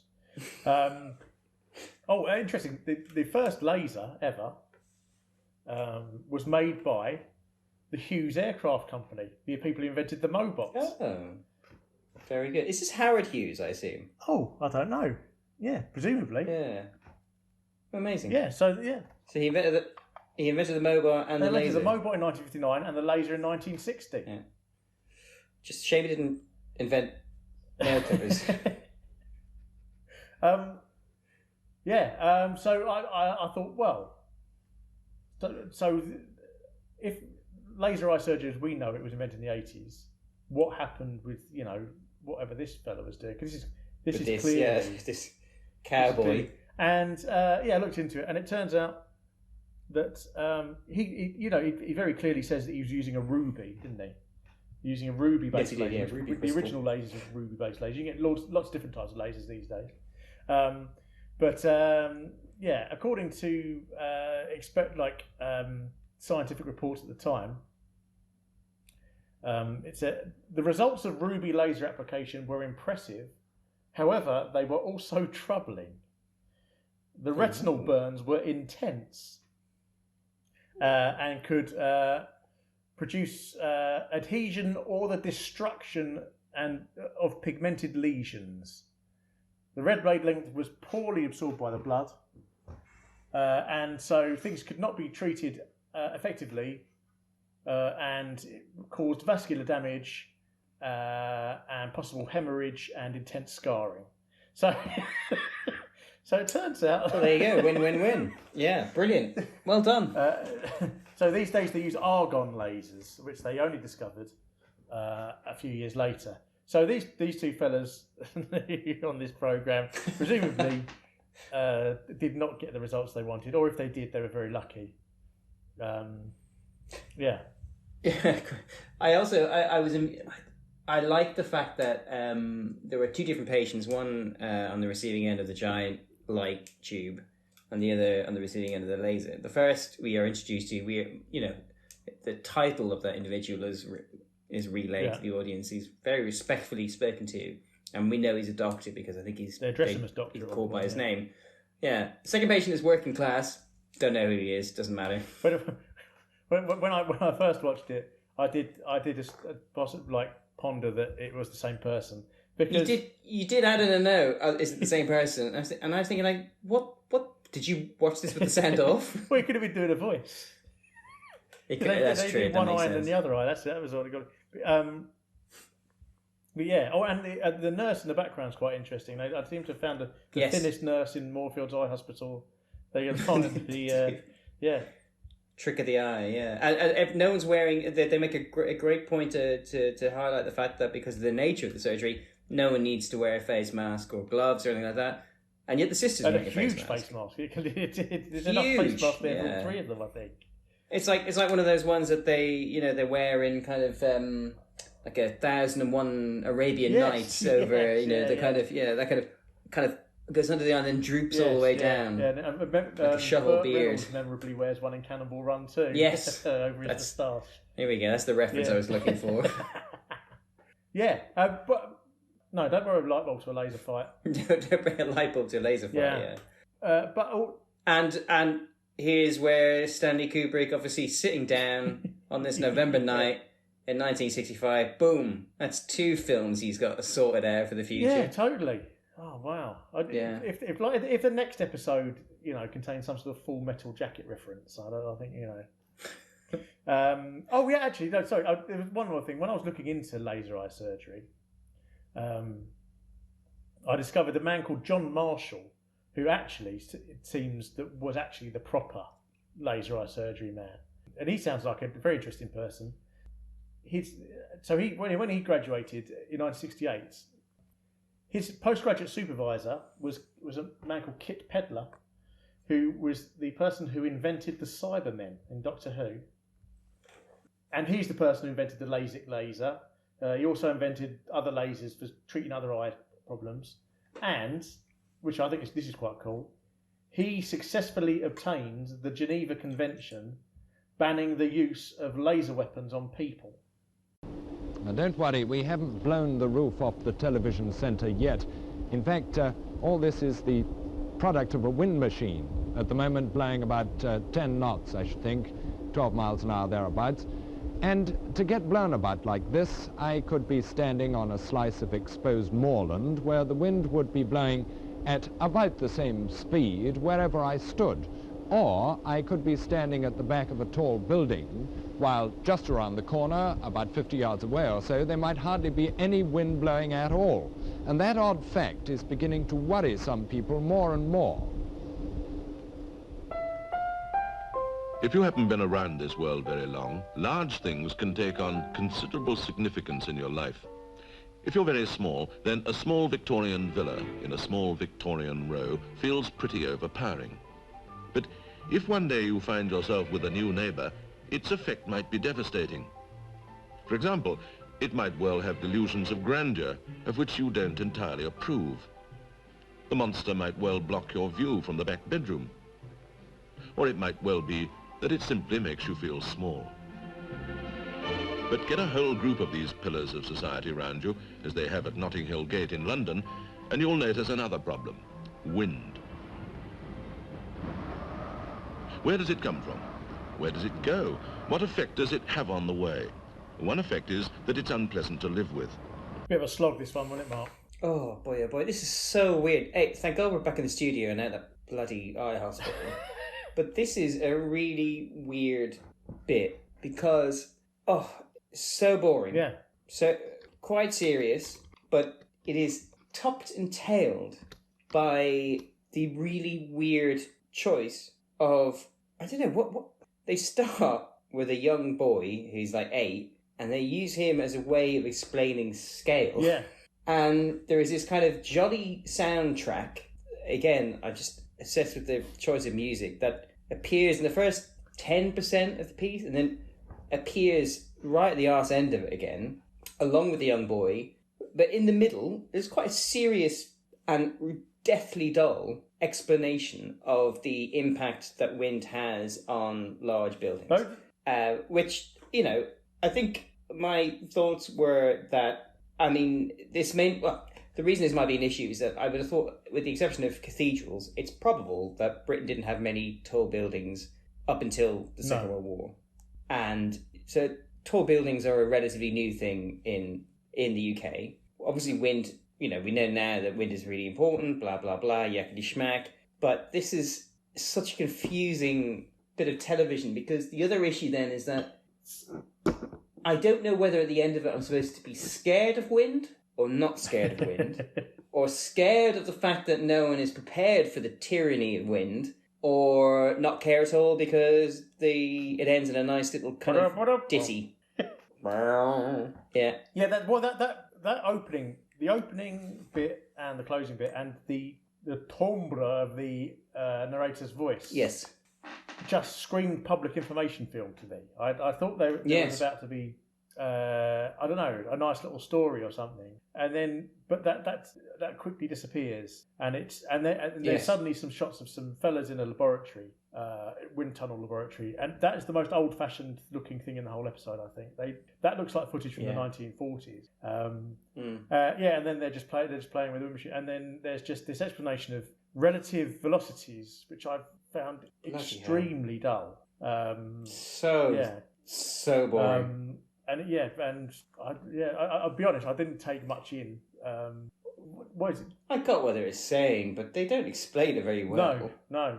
I quite like the numbers appearing on screen. I was wondering how they did that. That was nice. That was good. Yeah, they appear like glowing orbs and explode into values. Yeah, it's quite sweet, really. Yeah, and also I think maybe it's just, buildings. It's not, I don't know what wind. I mean, it's not surprising that wind blows around tall buildings, is it? I mean, it still happens. You walk past any new building development in London now, you'll get blasted by the wind. But I think probably the concerns moved now, isn't it? I think they're probably happy that the buildings aren't going to fall over, but now they're more concerned with the fact that they're blowing all the pedestrians about, which is slightly correct. I guess. No, so one thing I liked is the fact that engineers were aware or were concerned about glass being sucked out the back of a building. So they just sort of guessed. Yeah. And kind of like double the values or whatever. It's like, make the problem go away. Yeah, no, it's just. But the thing is, like, this is just television death, isn't it? Like, it's. But now, a vital part of tomorrow's world, tomorrow's girl. What will future science and technology do for her? Or perhaps more to the point, what will she do with future science and technology? As for the face of tomorrow's girl, well, if tomorrow is a trifle long coming and she meets it with wrinkles around the eyes, then she can rub in anti-wrinkle cream made of proteins from animals' blood and emerge as smooth as new. Oh, and one other thing, the earrings. On tomorrow's girl, they wouldn't just be earrings, they'd be tiny transistor radios, light program for one ear, third for the other, every taste catered for. And if you meet this girl and take her out for a drink, why, where would you go? This segment, Mark, I think it might be a little bit sexist. You think, Russ? A little bit. It's awful, isn't it? I don't know, I quite enjoyed it. Oh, I didn't say I didn't enjoy it, but I'm just saying it's awful. I'm just putting down my bona fides first before, No, it's dreadful. Like, it actually is. It's just, there's nothing about it that is kind of in any way acceptable. I like that tomorrow's girl could look something like this, which is very encouraging for a start. It's like, It happens quite a lot with 1960s television, where I wonder what they look like in colour. Because I think the black and white probably helps a lot of these mad styles that they're wearing. I imagine that wig that she's wearing looks atrocious in colour. Because it looks mental. Horrible. And I love the fact that he said it could just be wiped with a damp cloth, this nylon wig that she's wearing. Don't even think about it. I reckon the Mac is red. Do you think? Yeah. I do. It feels red. But there's a bit where she's wearing this paper shirt, which looks like a cotton shirt, but it's made of paper. And when he's talking about it, the camera kind of slowly zooms in, and then she kind of does her jacket up a bit. Yeah. And I didn't know whether that was because Raymond was getting a bit too close, or she knew you were watching in the future. Yeah, it was strange, wasn't it? A paper shirt that she could write telephone numbers on, or all kinds of messages. That's a strange thing. Imagine that, sort of. What's your number? Oh yes, and it's just drawing on your own clothing. Well, to be honest, you can draw on any shirt. It doesn't need to be made of paper. That's a good point. Yeah. But the thing, you just don't do it. As our last day at school showed, you can draw all sorts of comedy penises all over someone's shirt. Of course you can. She's altogether a classier girl than the girls who went to our all-boys school, Russ. And absolutely festooned in plastic. She's got the nylon wig. Then she's wearing a plastic skirt made of the same thing as tablecloths, and a plastic jacket, which then Raymond places a plastic Macintosh over her shoulders. Macintosh is in the coat, not the computer. So she's absolutely boiling under the studio lights at this point. Yeah, obviously she's not sweating, but she is glowing bright. 3 times the I absolutely power of the sun, I despairing imagine. for the integrity of her paper shirts. I mean, you know, who knows how long that's going to last. But actually, to be fair, despite her clothes being made of utterly inappropriate things, she still looks quite stylish in that 1960s way, doesn't she? She does, actually. You know, I have to say, she looks very 60s, but in that way that actually there's quite a lot of style in the 60s. Yeah, no, she looks good. I mean, it's not appalling. No. Oh, and no, it's just obviously and of course stupid. She's wearing earrings that one can receive the light program, and the other yes, the other yes, one Radio absolutely. 3 or something like that. Third. Each no, it says the I assume it third. means Radio 3. Yes. But of course, thank God, she's not allowed to talk about any of this herself. Not. That would be entirely unacceptable. Tomorrow's Girl is entirely mute. Yeah, and anti-wrinkle cream made of animal's blood. Oh, animal's blood, yeah. It's such a patronising piece. And actually, that was the thing that really annoyed me the most. It was like, not just that it's filler and it's nonsense, it's just so bloody patronising.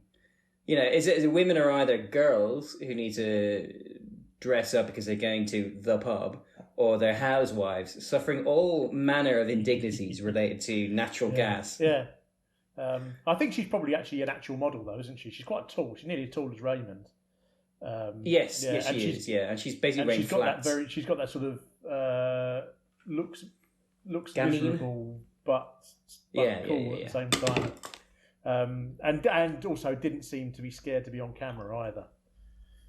No, she actually has it quite well. She turns up later as well. She doesn't go anywhere. No, I assume she must have been a model because God knows Tomorrow's World probably didn't hire any women, so it's not like she's a researcher, is it? No.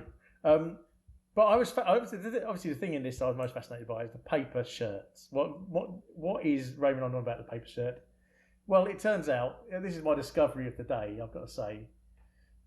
Ooh. Paper clothing was a short-lived fashion novelty item in the 1960s, especially in the United States. So presumably, it's just something copied over from America. But the American Scott Paper Company developed mass-produced paper fashion as a marketing stunt. Customers could send in a coupon for $1.25 and receive a dress made of Duraweave paper. They kicked off a fashion craze, and the company produced 500,000 of them, and then suddenly all the other manufacturers, started to copy them. And by 1967, major department stores were selling paper dresses for $8 a pop, which is about $60 these days. And their entire paper clothing boutique set up. One company was making 100,000 paper dresses a week. Other items of paper clothing included underwear, men's vests, bridal gowns, children's pinafores, which were just the thing for ever sprouting sprouts, and even raincoats and bikinis. Good for 2 or 3 wearings. As many as a third. Well, obviously, as the novelty of appeal of paper clothes wore off, their downsides became more apparent. They were generally ill-fitting and uncomfortable. Their garish colours could rub off. They were often flammable, and they eventually ended up as waste. So by 1968, they'd completely disappeared off the market.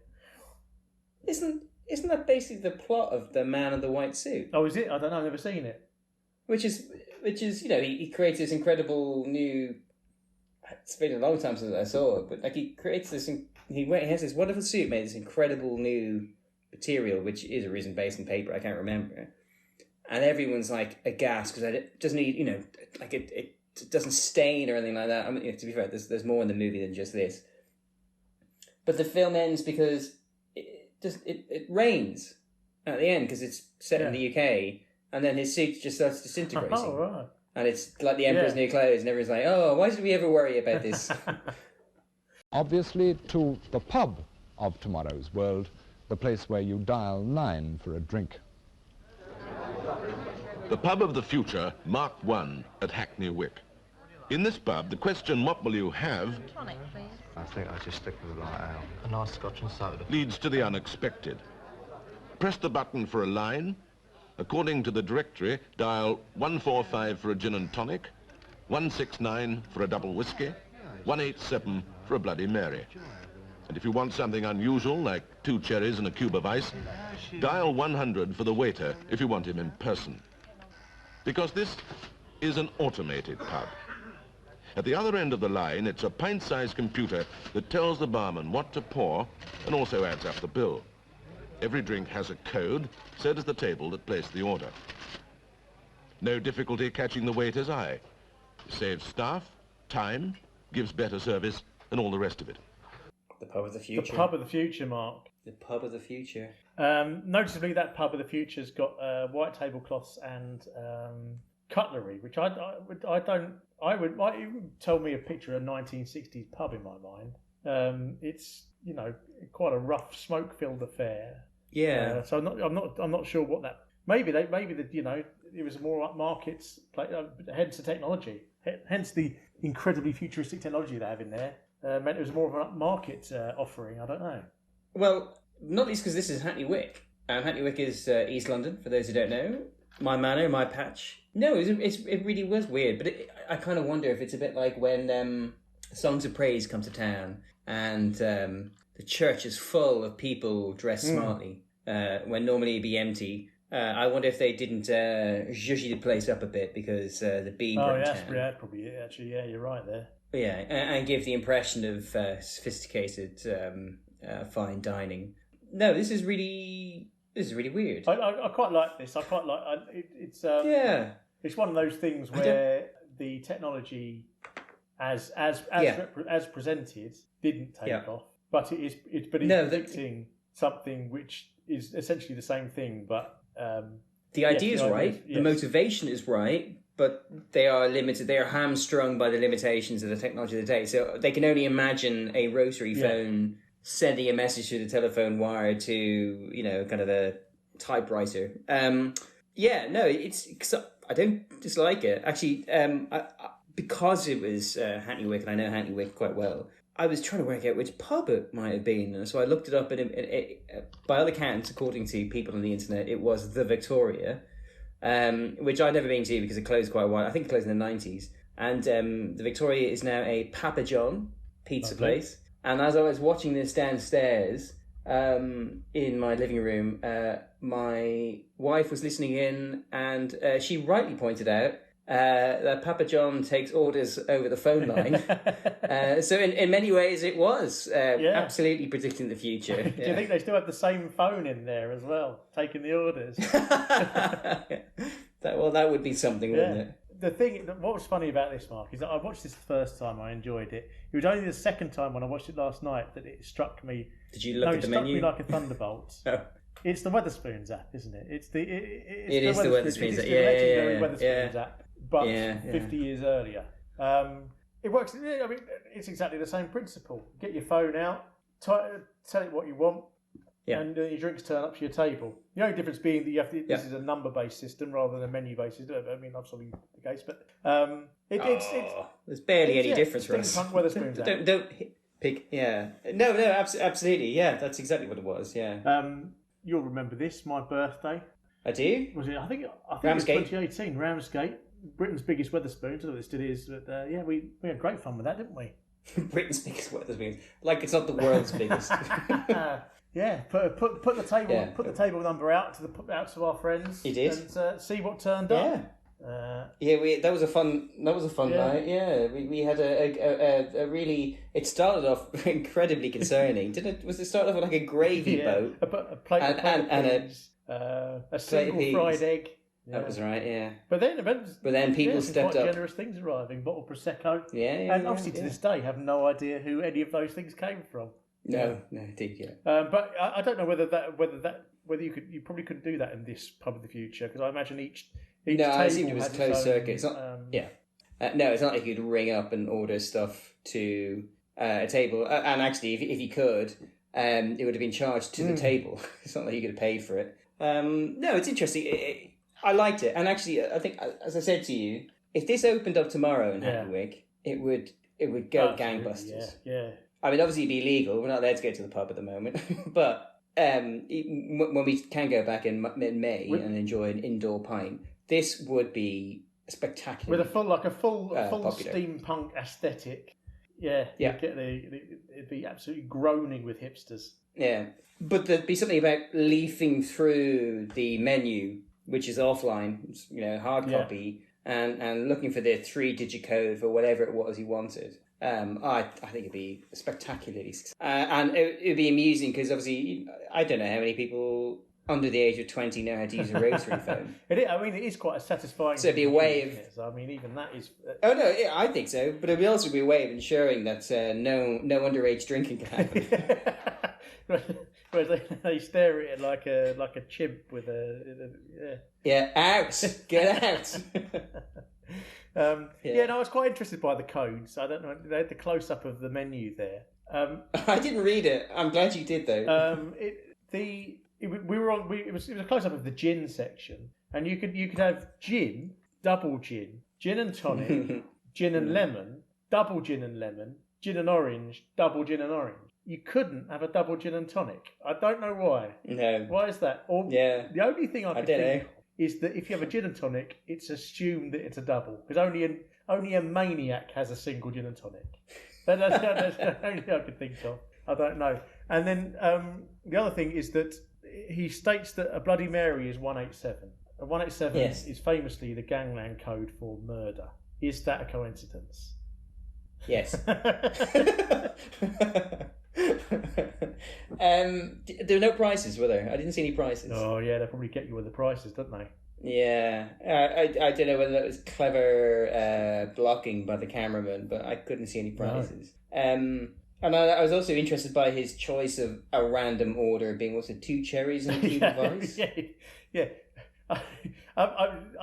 If somebody orders that, they're a madman. Get them out of the pub. No, but really interesting. It's a really short piece. I'd love to know more. I'd love to know why they picked that pub in Hackney Wick. Yeah, it must have been. I mean, it must be the owner was just some sort of mad technologist fan or something. I mean, back then, presumably they were all independent landlords, weren't they? This is probably before. Oh, I think they would have been, wouldn't they? Yeah. Just took it upon himself. I know it's a good marketing trick, isn't it? Yeah. Interestingly, not very far from the first ever homicide on the British Railways, which was near Hackney Wick train station. Oh. Yeah. Well, the first carried the body to 187. Yeah, sorry, so sorry. Yeah. After the first ever 187 on the British Railways, which happened sometime in the late 19th century. And I vaguely remember hearing how they carried the body to, or maybe somebody ran down the embankment to the local pub, but I don't think it was Victoria. 999, and then just like a big cocktail with an umbrella in it. 3 pints of beer. Yeah. So it all happened in Hackney Wick. Oh, good old Hackney Wick. I mean, they're very London-centric episode overall, wasn't it? I mean, we had Moorfields Eye Hospital, Barbican. Yeah. I think Euston as well was involved there. Notting Hill Gate and Hackney Wick. Yeah, Hackney Wick. They don't stray too far from the capital. Probably, I imagine back then the BBC didn't give a shit about the regions. I mean, there's a very much more of a sort of we're right, you're wrong. But I don't think there's any sort of pandering to the viewers. No, I mean, obviously they filmed the cooling towers in Yorkshire, but then that was actual news. And also they were dangerous and a failure. I mean, obviously, if they were in London, they would have been built to the highest standards. Yeah. But not a nice cheery thing to end on there. It was almost like a little and finally, wasn't it? It was. It was a nice little it was exactly and finally. And then to have us whistling a jaunty tune. And then Raymond gives us the world's worst joke. I mean, surely he could have thought something better than how do you dial a fly out of your soup? Doesn't make What's sense. What's going on? He started with that great bit of poetry at the beginning, and then off he goes. But how do you dial a fly out of your soup? Anyway, we're off to find a waiter. Good night. Oh, by the way, we shall be back same time next week with a preview of some more things from tomorrow's world.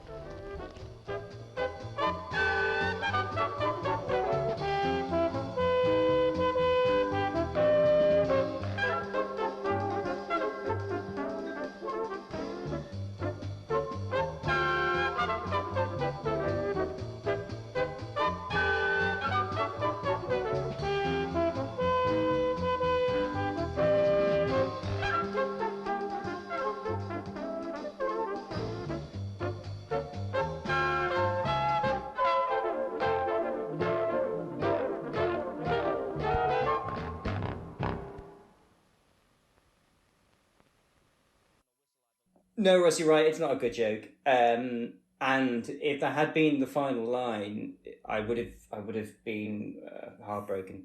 But luckily, he saves the day by, as he walks away back to the camera with the lovely girl, he stops, turns back, and tells us with a cheeky grin, I think, well, in my mind's eyes, a cheeky grin, that they'll be back next week with more for Tomorrow's World. And I really like that. Yeah. I thought it was lovely. Yeah, I thought it was really nice. You know, like it was really warm and inviting. And part of me genuinely believes that he probably did take that girl out for dinner.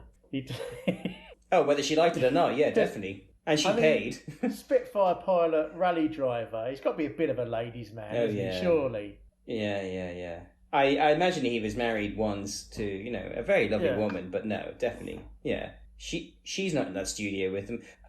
The other joyous thing is that the camera stayed. Well, we changed to a different camera 2. Actually, there's only ever one. Yeah, there must only be 2 cameras in the studio, but you only ever see him on one camera. Yeah, well, they cost a fortune. So they rolled in. Probably only did only one camera. Well, exactly. So they rolled in another camera from a different studio to show them having to very ungingerly step over the remnants of the set or whatever, as they, you know, because the walk isn't long enough, or they didn't start far enough away from the set, so he's having to kind of help her over the giant Christmas decorations they have hanging up.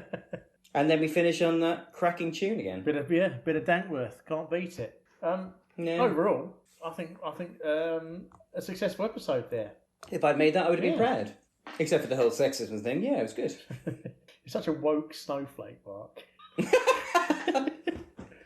Oh yeah. I'm terribly sorry. Yeah, no, I mean it's just but I I don't think that wasn't Tomorrow's World, the program. That was just the time. Because even Amanda G. Smythe disparagingly refers to housewives. Yes, she does. Yeah, actually, she does most of the disparaging housewife chat, I would say, of the episode. Yes, which is a sobering reminder how pernicious the patriarchy is, because it has women poorly treating other women. Yeah, I mean, no, it sounds like I'm being flippant, but because there is so much quality in this episode and quite a lot of weight to it as well, it is interesting and slightly disheartening to see bits like that. Yeah.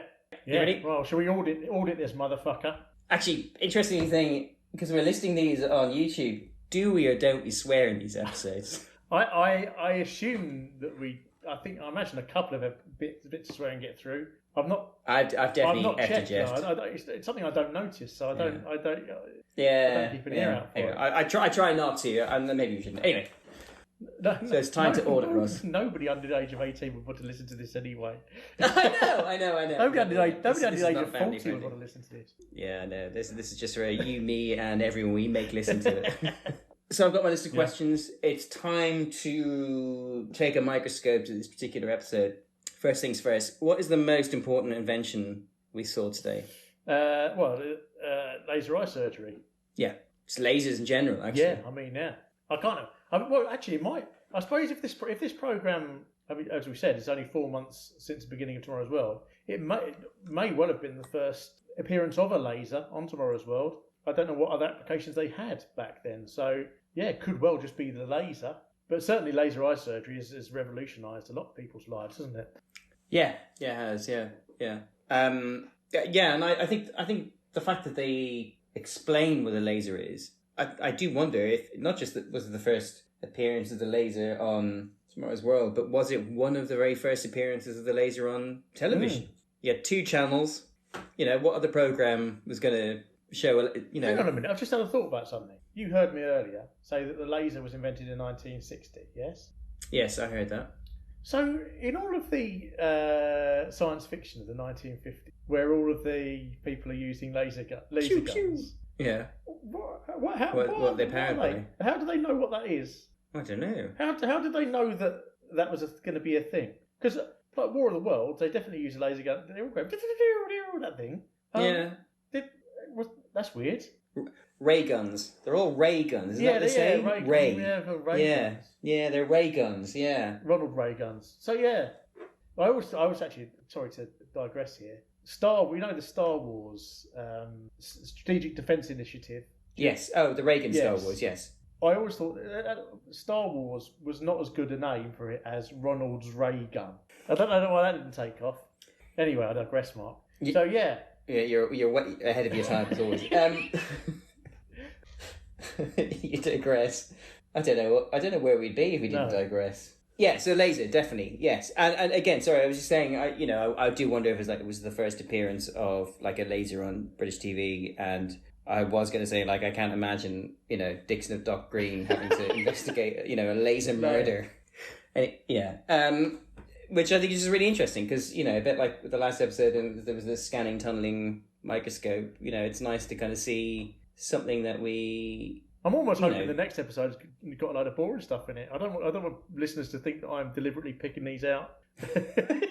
But I find it reassuring. Yeah. I find it reassuring that, actually... Oh, I don't know. No, to be fair, we could have randomly picked the only 3 episodes of Tomorrow's World where... Anyway, listen, at some point in the future, we will audit Tomorrow's World all the time.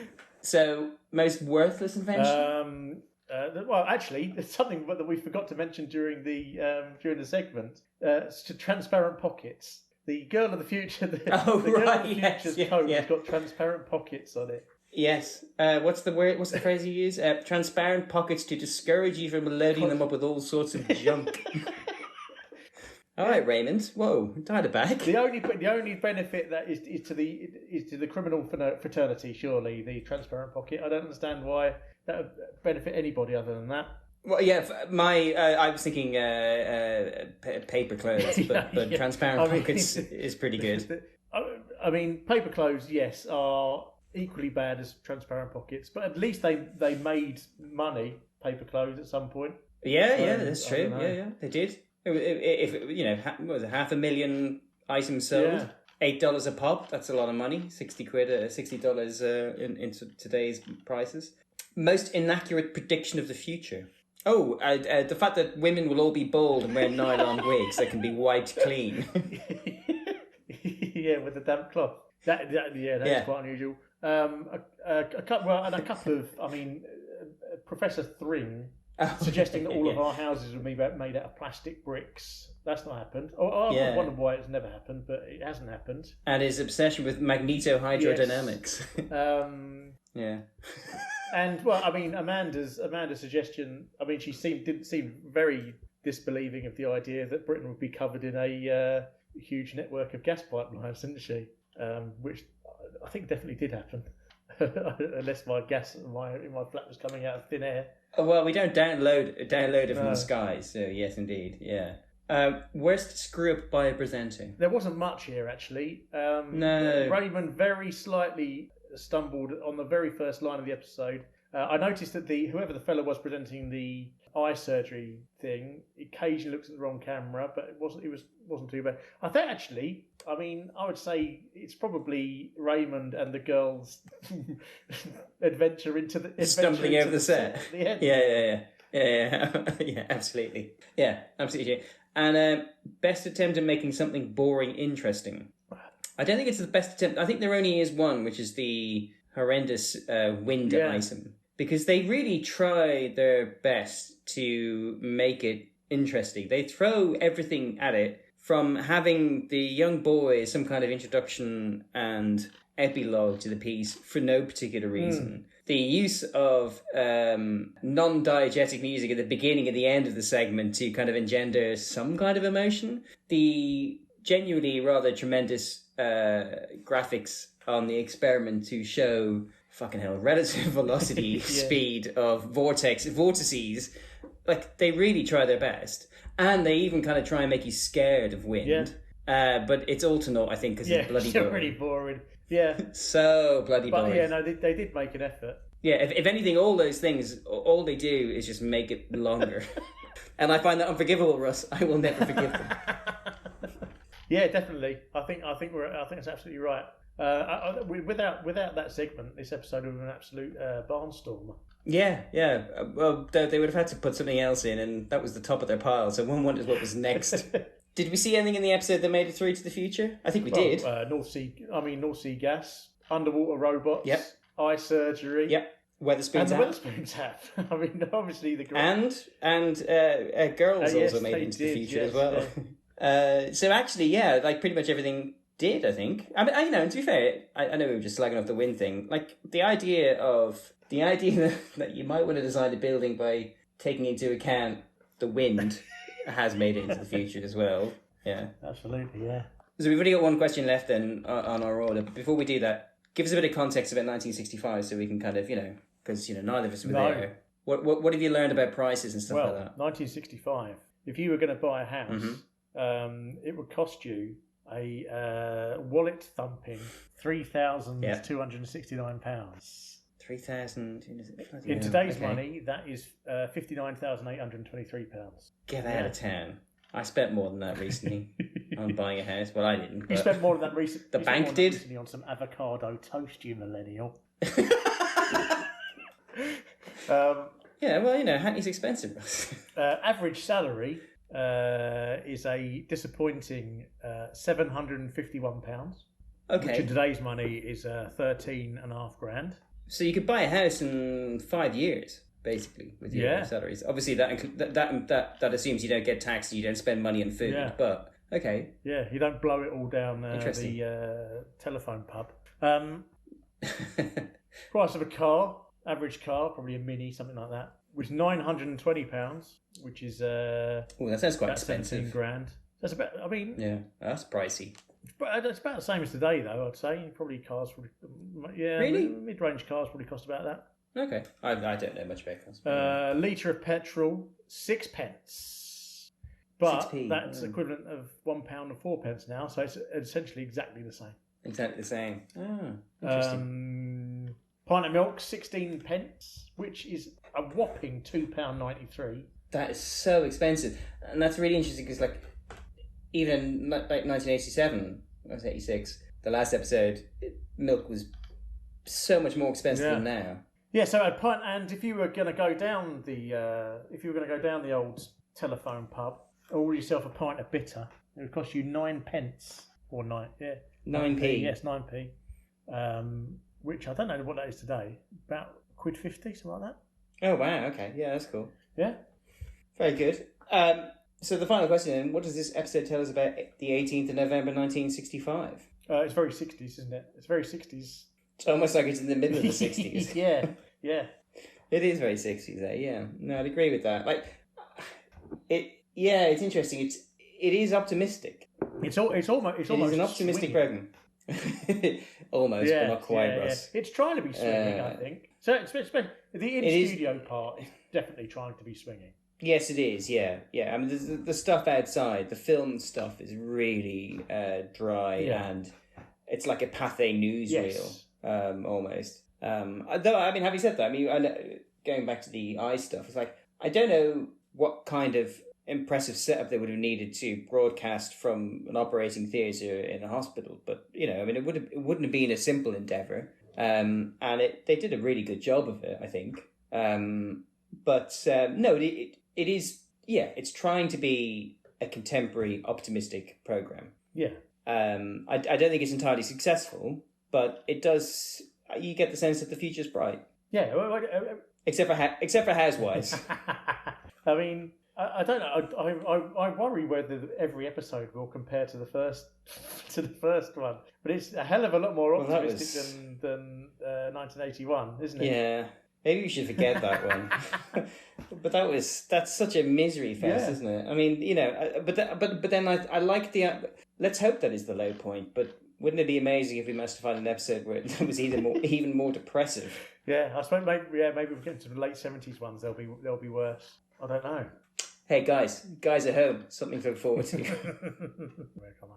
After the pint of beer. So after you've drunk your pint of beer, you might pop down the old pictures and watch a film. What are you going to be watching? Well, I don't know. It's a very 1960 selection of films. Obviously, it is because it's 1965. But I mean, I could only find the box office for the year rather than the month or the week. I don't think records were kept as quite as fastidiously back then as they are now. As they are now. But number one at the box office 1965, absolute barnstormer. Sound of Music. Sound of Music. Okay. Yeah, way ahead. Brilliant. Way ahead. Actually, not well. Top of the tree with an adjusted box office of 1.3 billion. Wow. So yeah. Okay, that's not nothing. Dr. Zhivago, number 2. Cat Ballou, number 3. The Great Race, starring, of course, my favourite, Columbo. Been watching a lot of Columbo recently. I downloaded all of the episodes. It's absolutely brilliant. I recommend it. How many episodes are there in total? Episodes. Oh, okay.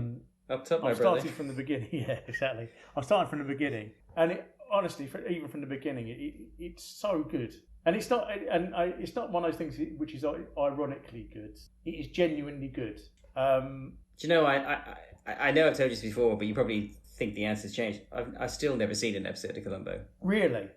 Yeah, I think it's because my mum and dad never liked it, or just had no time for it. It was never on in my house, so I always felt like whenever it popped up, they just changed the channel. So I suppose that's just ingrained in my head. My parents never watched it, but I got into it back when we were at school. I think it was either. There was 2 summers we had. There was a GCSE summer and the A-level summer where we had loads of time off because we were meant to be revising, and it was one of those. It was one of those summers. I think it was the GCSE 97 or 99. And because I had so much time off, I didn't have a job because I was meant to be revising. Just watched loads of TV, and every morning I'd get up and watch Cheers on Channel 4, and then there'd always be a Columbo on in the afternoon. Watched it religiously, and that's when I got into it. And I haven't watched them since then. I've got back into watching them. And actually, with my more adult eyes, I've actually realised they're even better than I remember them being. There's a lot more detail in there about the way Columbo behaves and the way that he tricks the people into revealing themselves that I completely passed me by at the time. I recommend you watch an episode of it at some point. Anyway. I probably should do. Yeah. Back to the films. Number 7, Thunderball. Clear evidence this episode here. Yeah, absolutely. They must have knocked it out in the few remaining weeks between this Tomorrow's World episode release and the end of the year. Number 9 is Those Magnificent Men in Their Flying Machines. Help with the Beatles, number 12. Okay. A Few Dollars More, number 15. Ipcress File, number 20. Oh, that was on BBC One or BBC Two a couple of weekends ago at 1:30 in the afternoon. Yeah. Is there not any? I suppose in this day and age there isn't anything to. Well, there's blood in it. Like, remember he gouges a nail into his hand to keep himself. And that's still anyway. That's by the by. But because I think it's a great film. I think it's a really good film. But it's really dry, quite slow. Like to its credit. But I was gobsmacked. It was on in the afternoon. Yeah.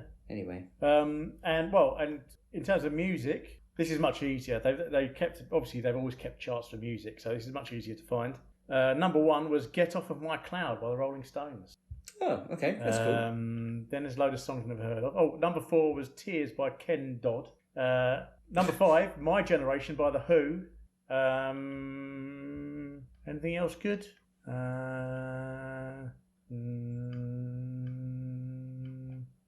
No, I don't really recognise the others. Well, there's a lot of famous artists, but I don't think there's any. Oh, "In the Midnight Hour" by Wilson Pickett. Another Ken Dodd song at number 37. Yeah, so very 60s pop chart there, I think. Yeah, makes sense. Can you imagine Baxter down the disco? At 43 or whatever he was. Well, I mean, bearing in mind, the only place you can ever imagine taking Tomorrow's Girl on a date is the pub. No, I can. Well, that's brilliant, Russ. I feel like we have audited that episode to within an inch of its life. And possibly ours. History. I'll tell you what, Mark. Thanks for that episode. Really enjoyed it. Looking forward to the next one. But I've just got to go off and dial a fly out of my soup. Idiot. So. Oh well, I best not leave you then, Russ. Best not leave you.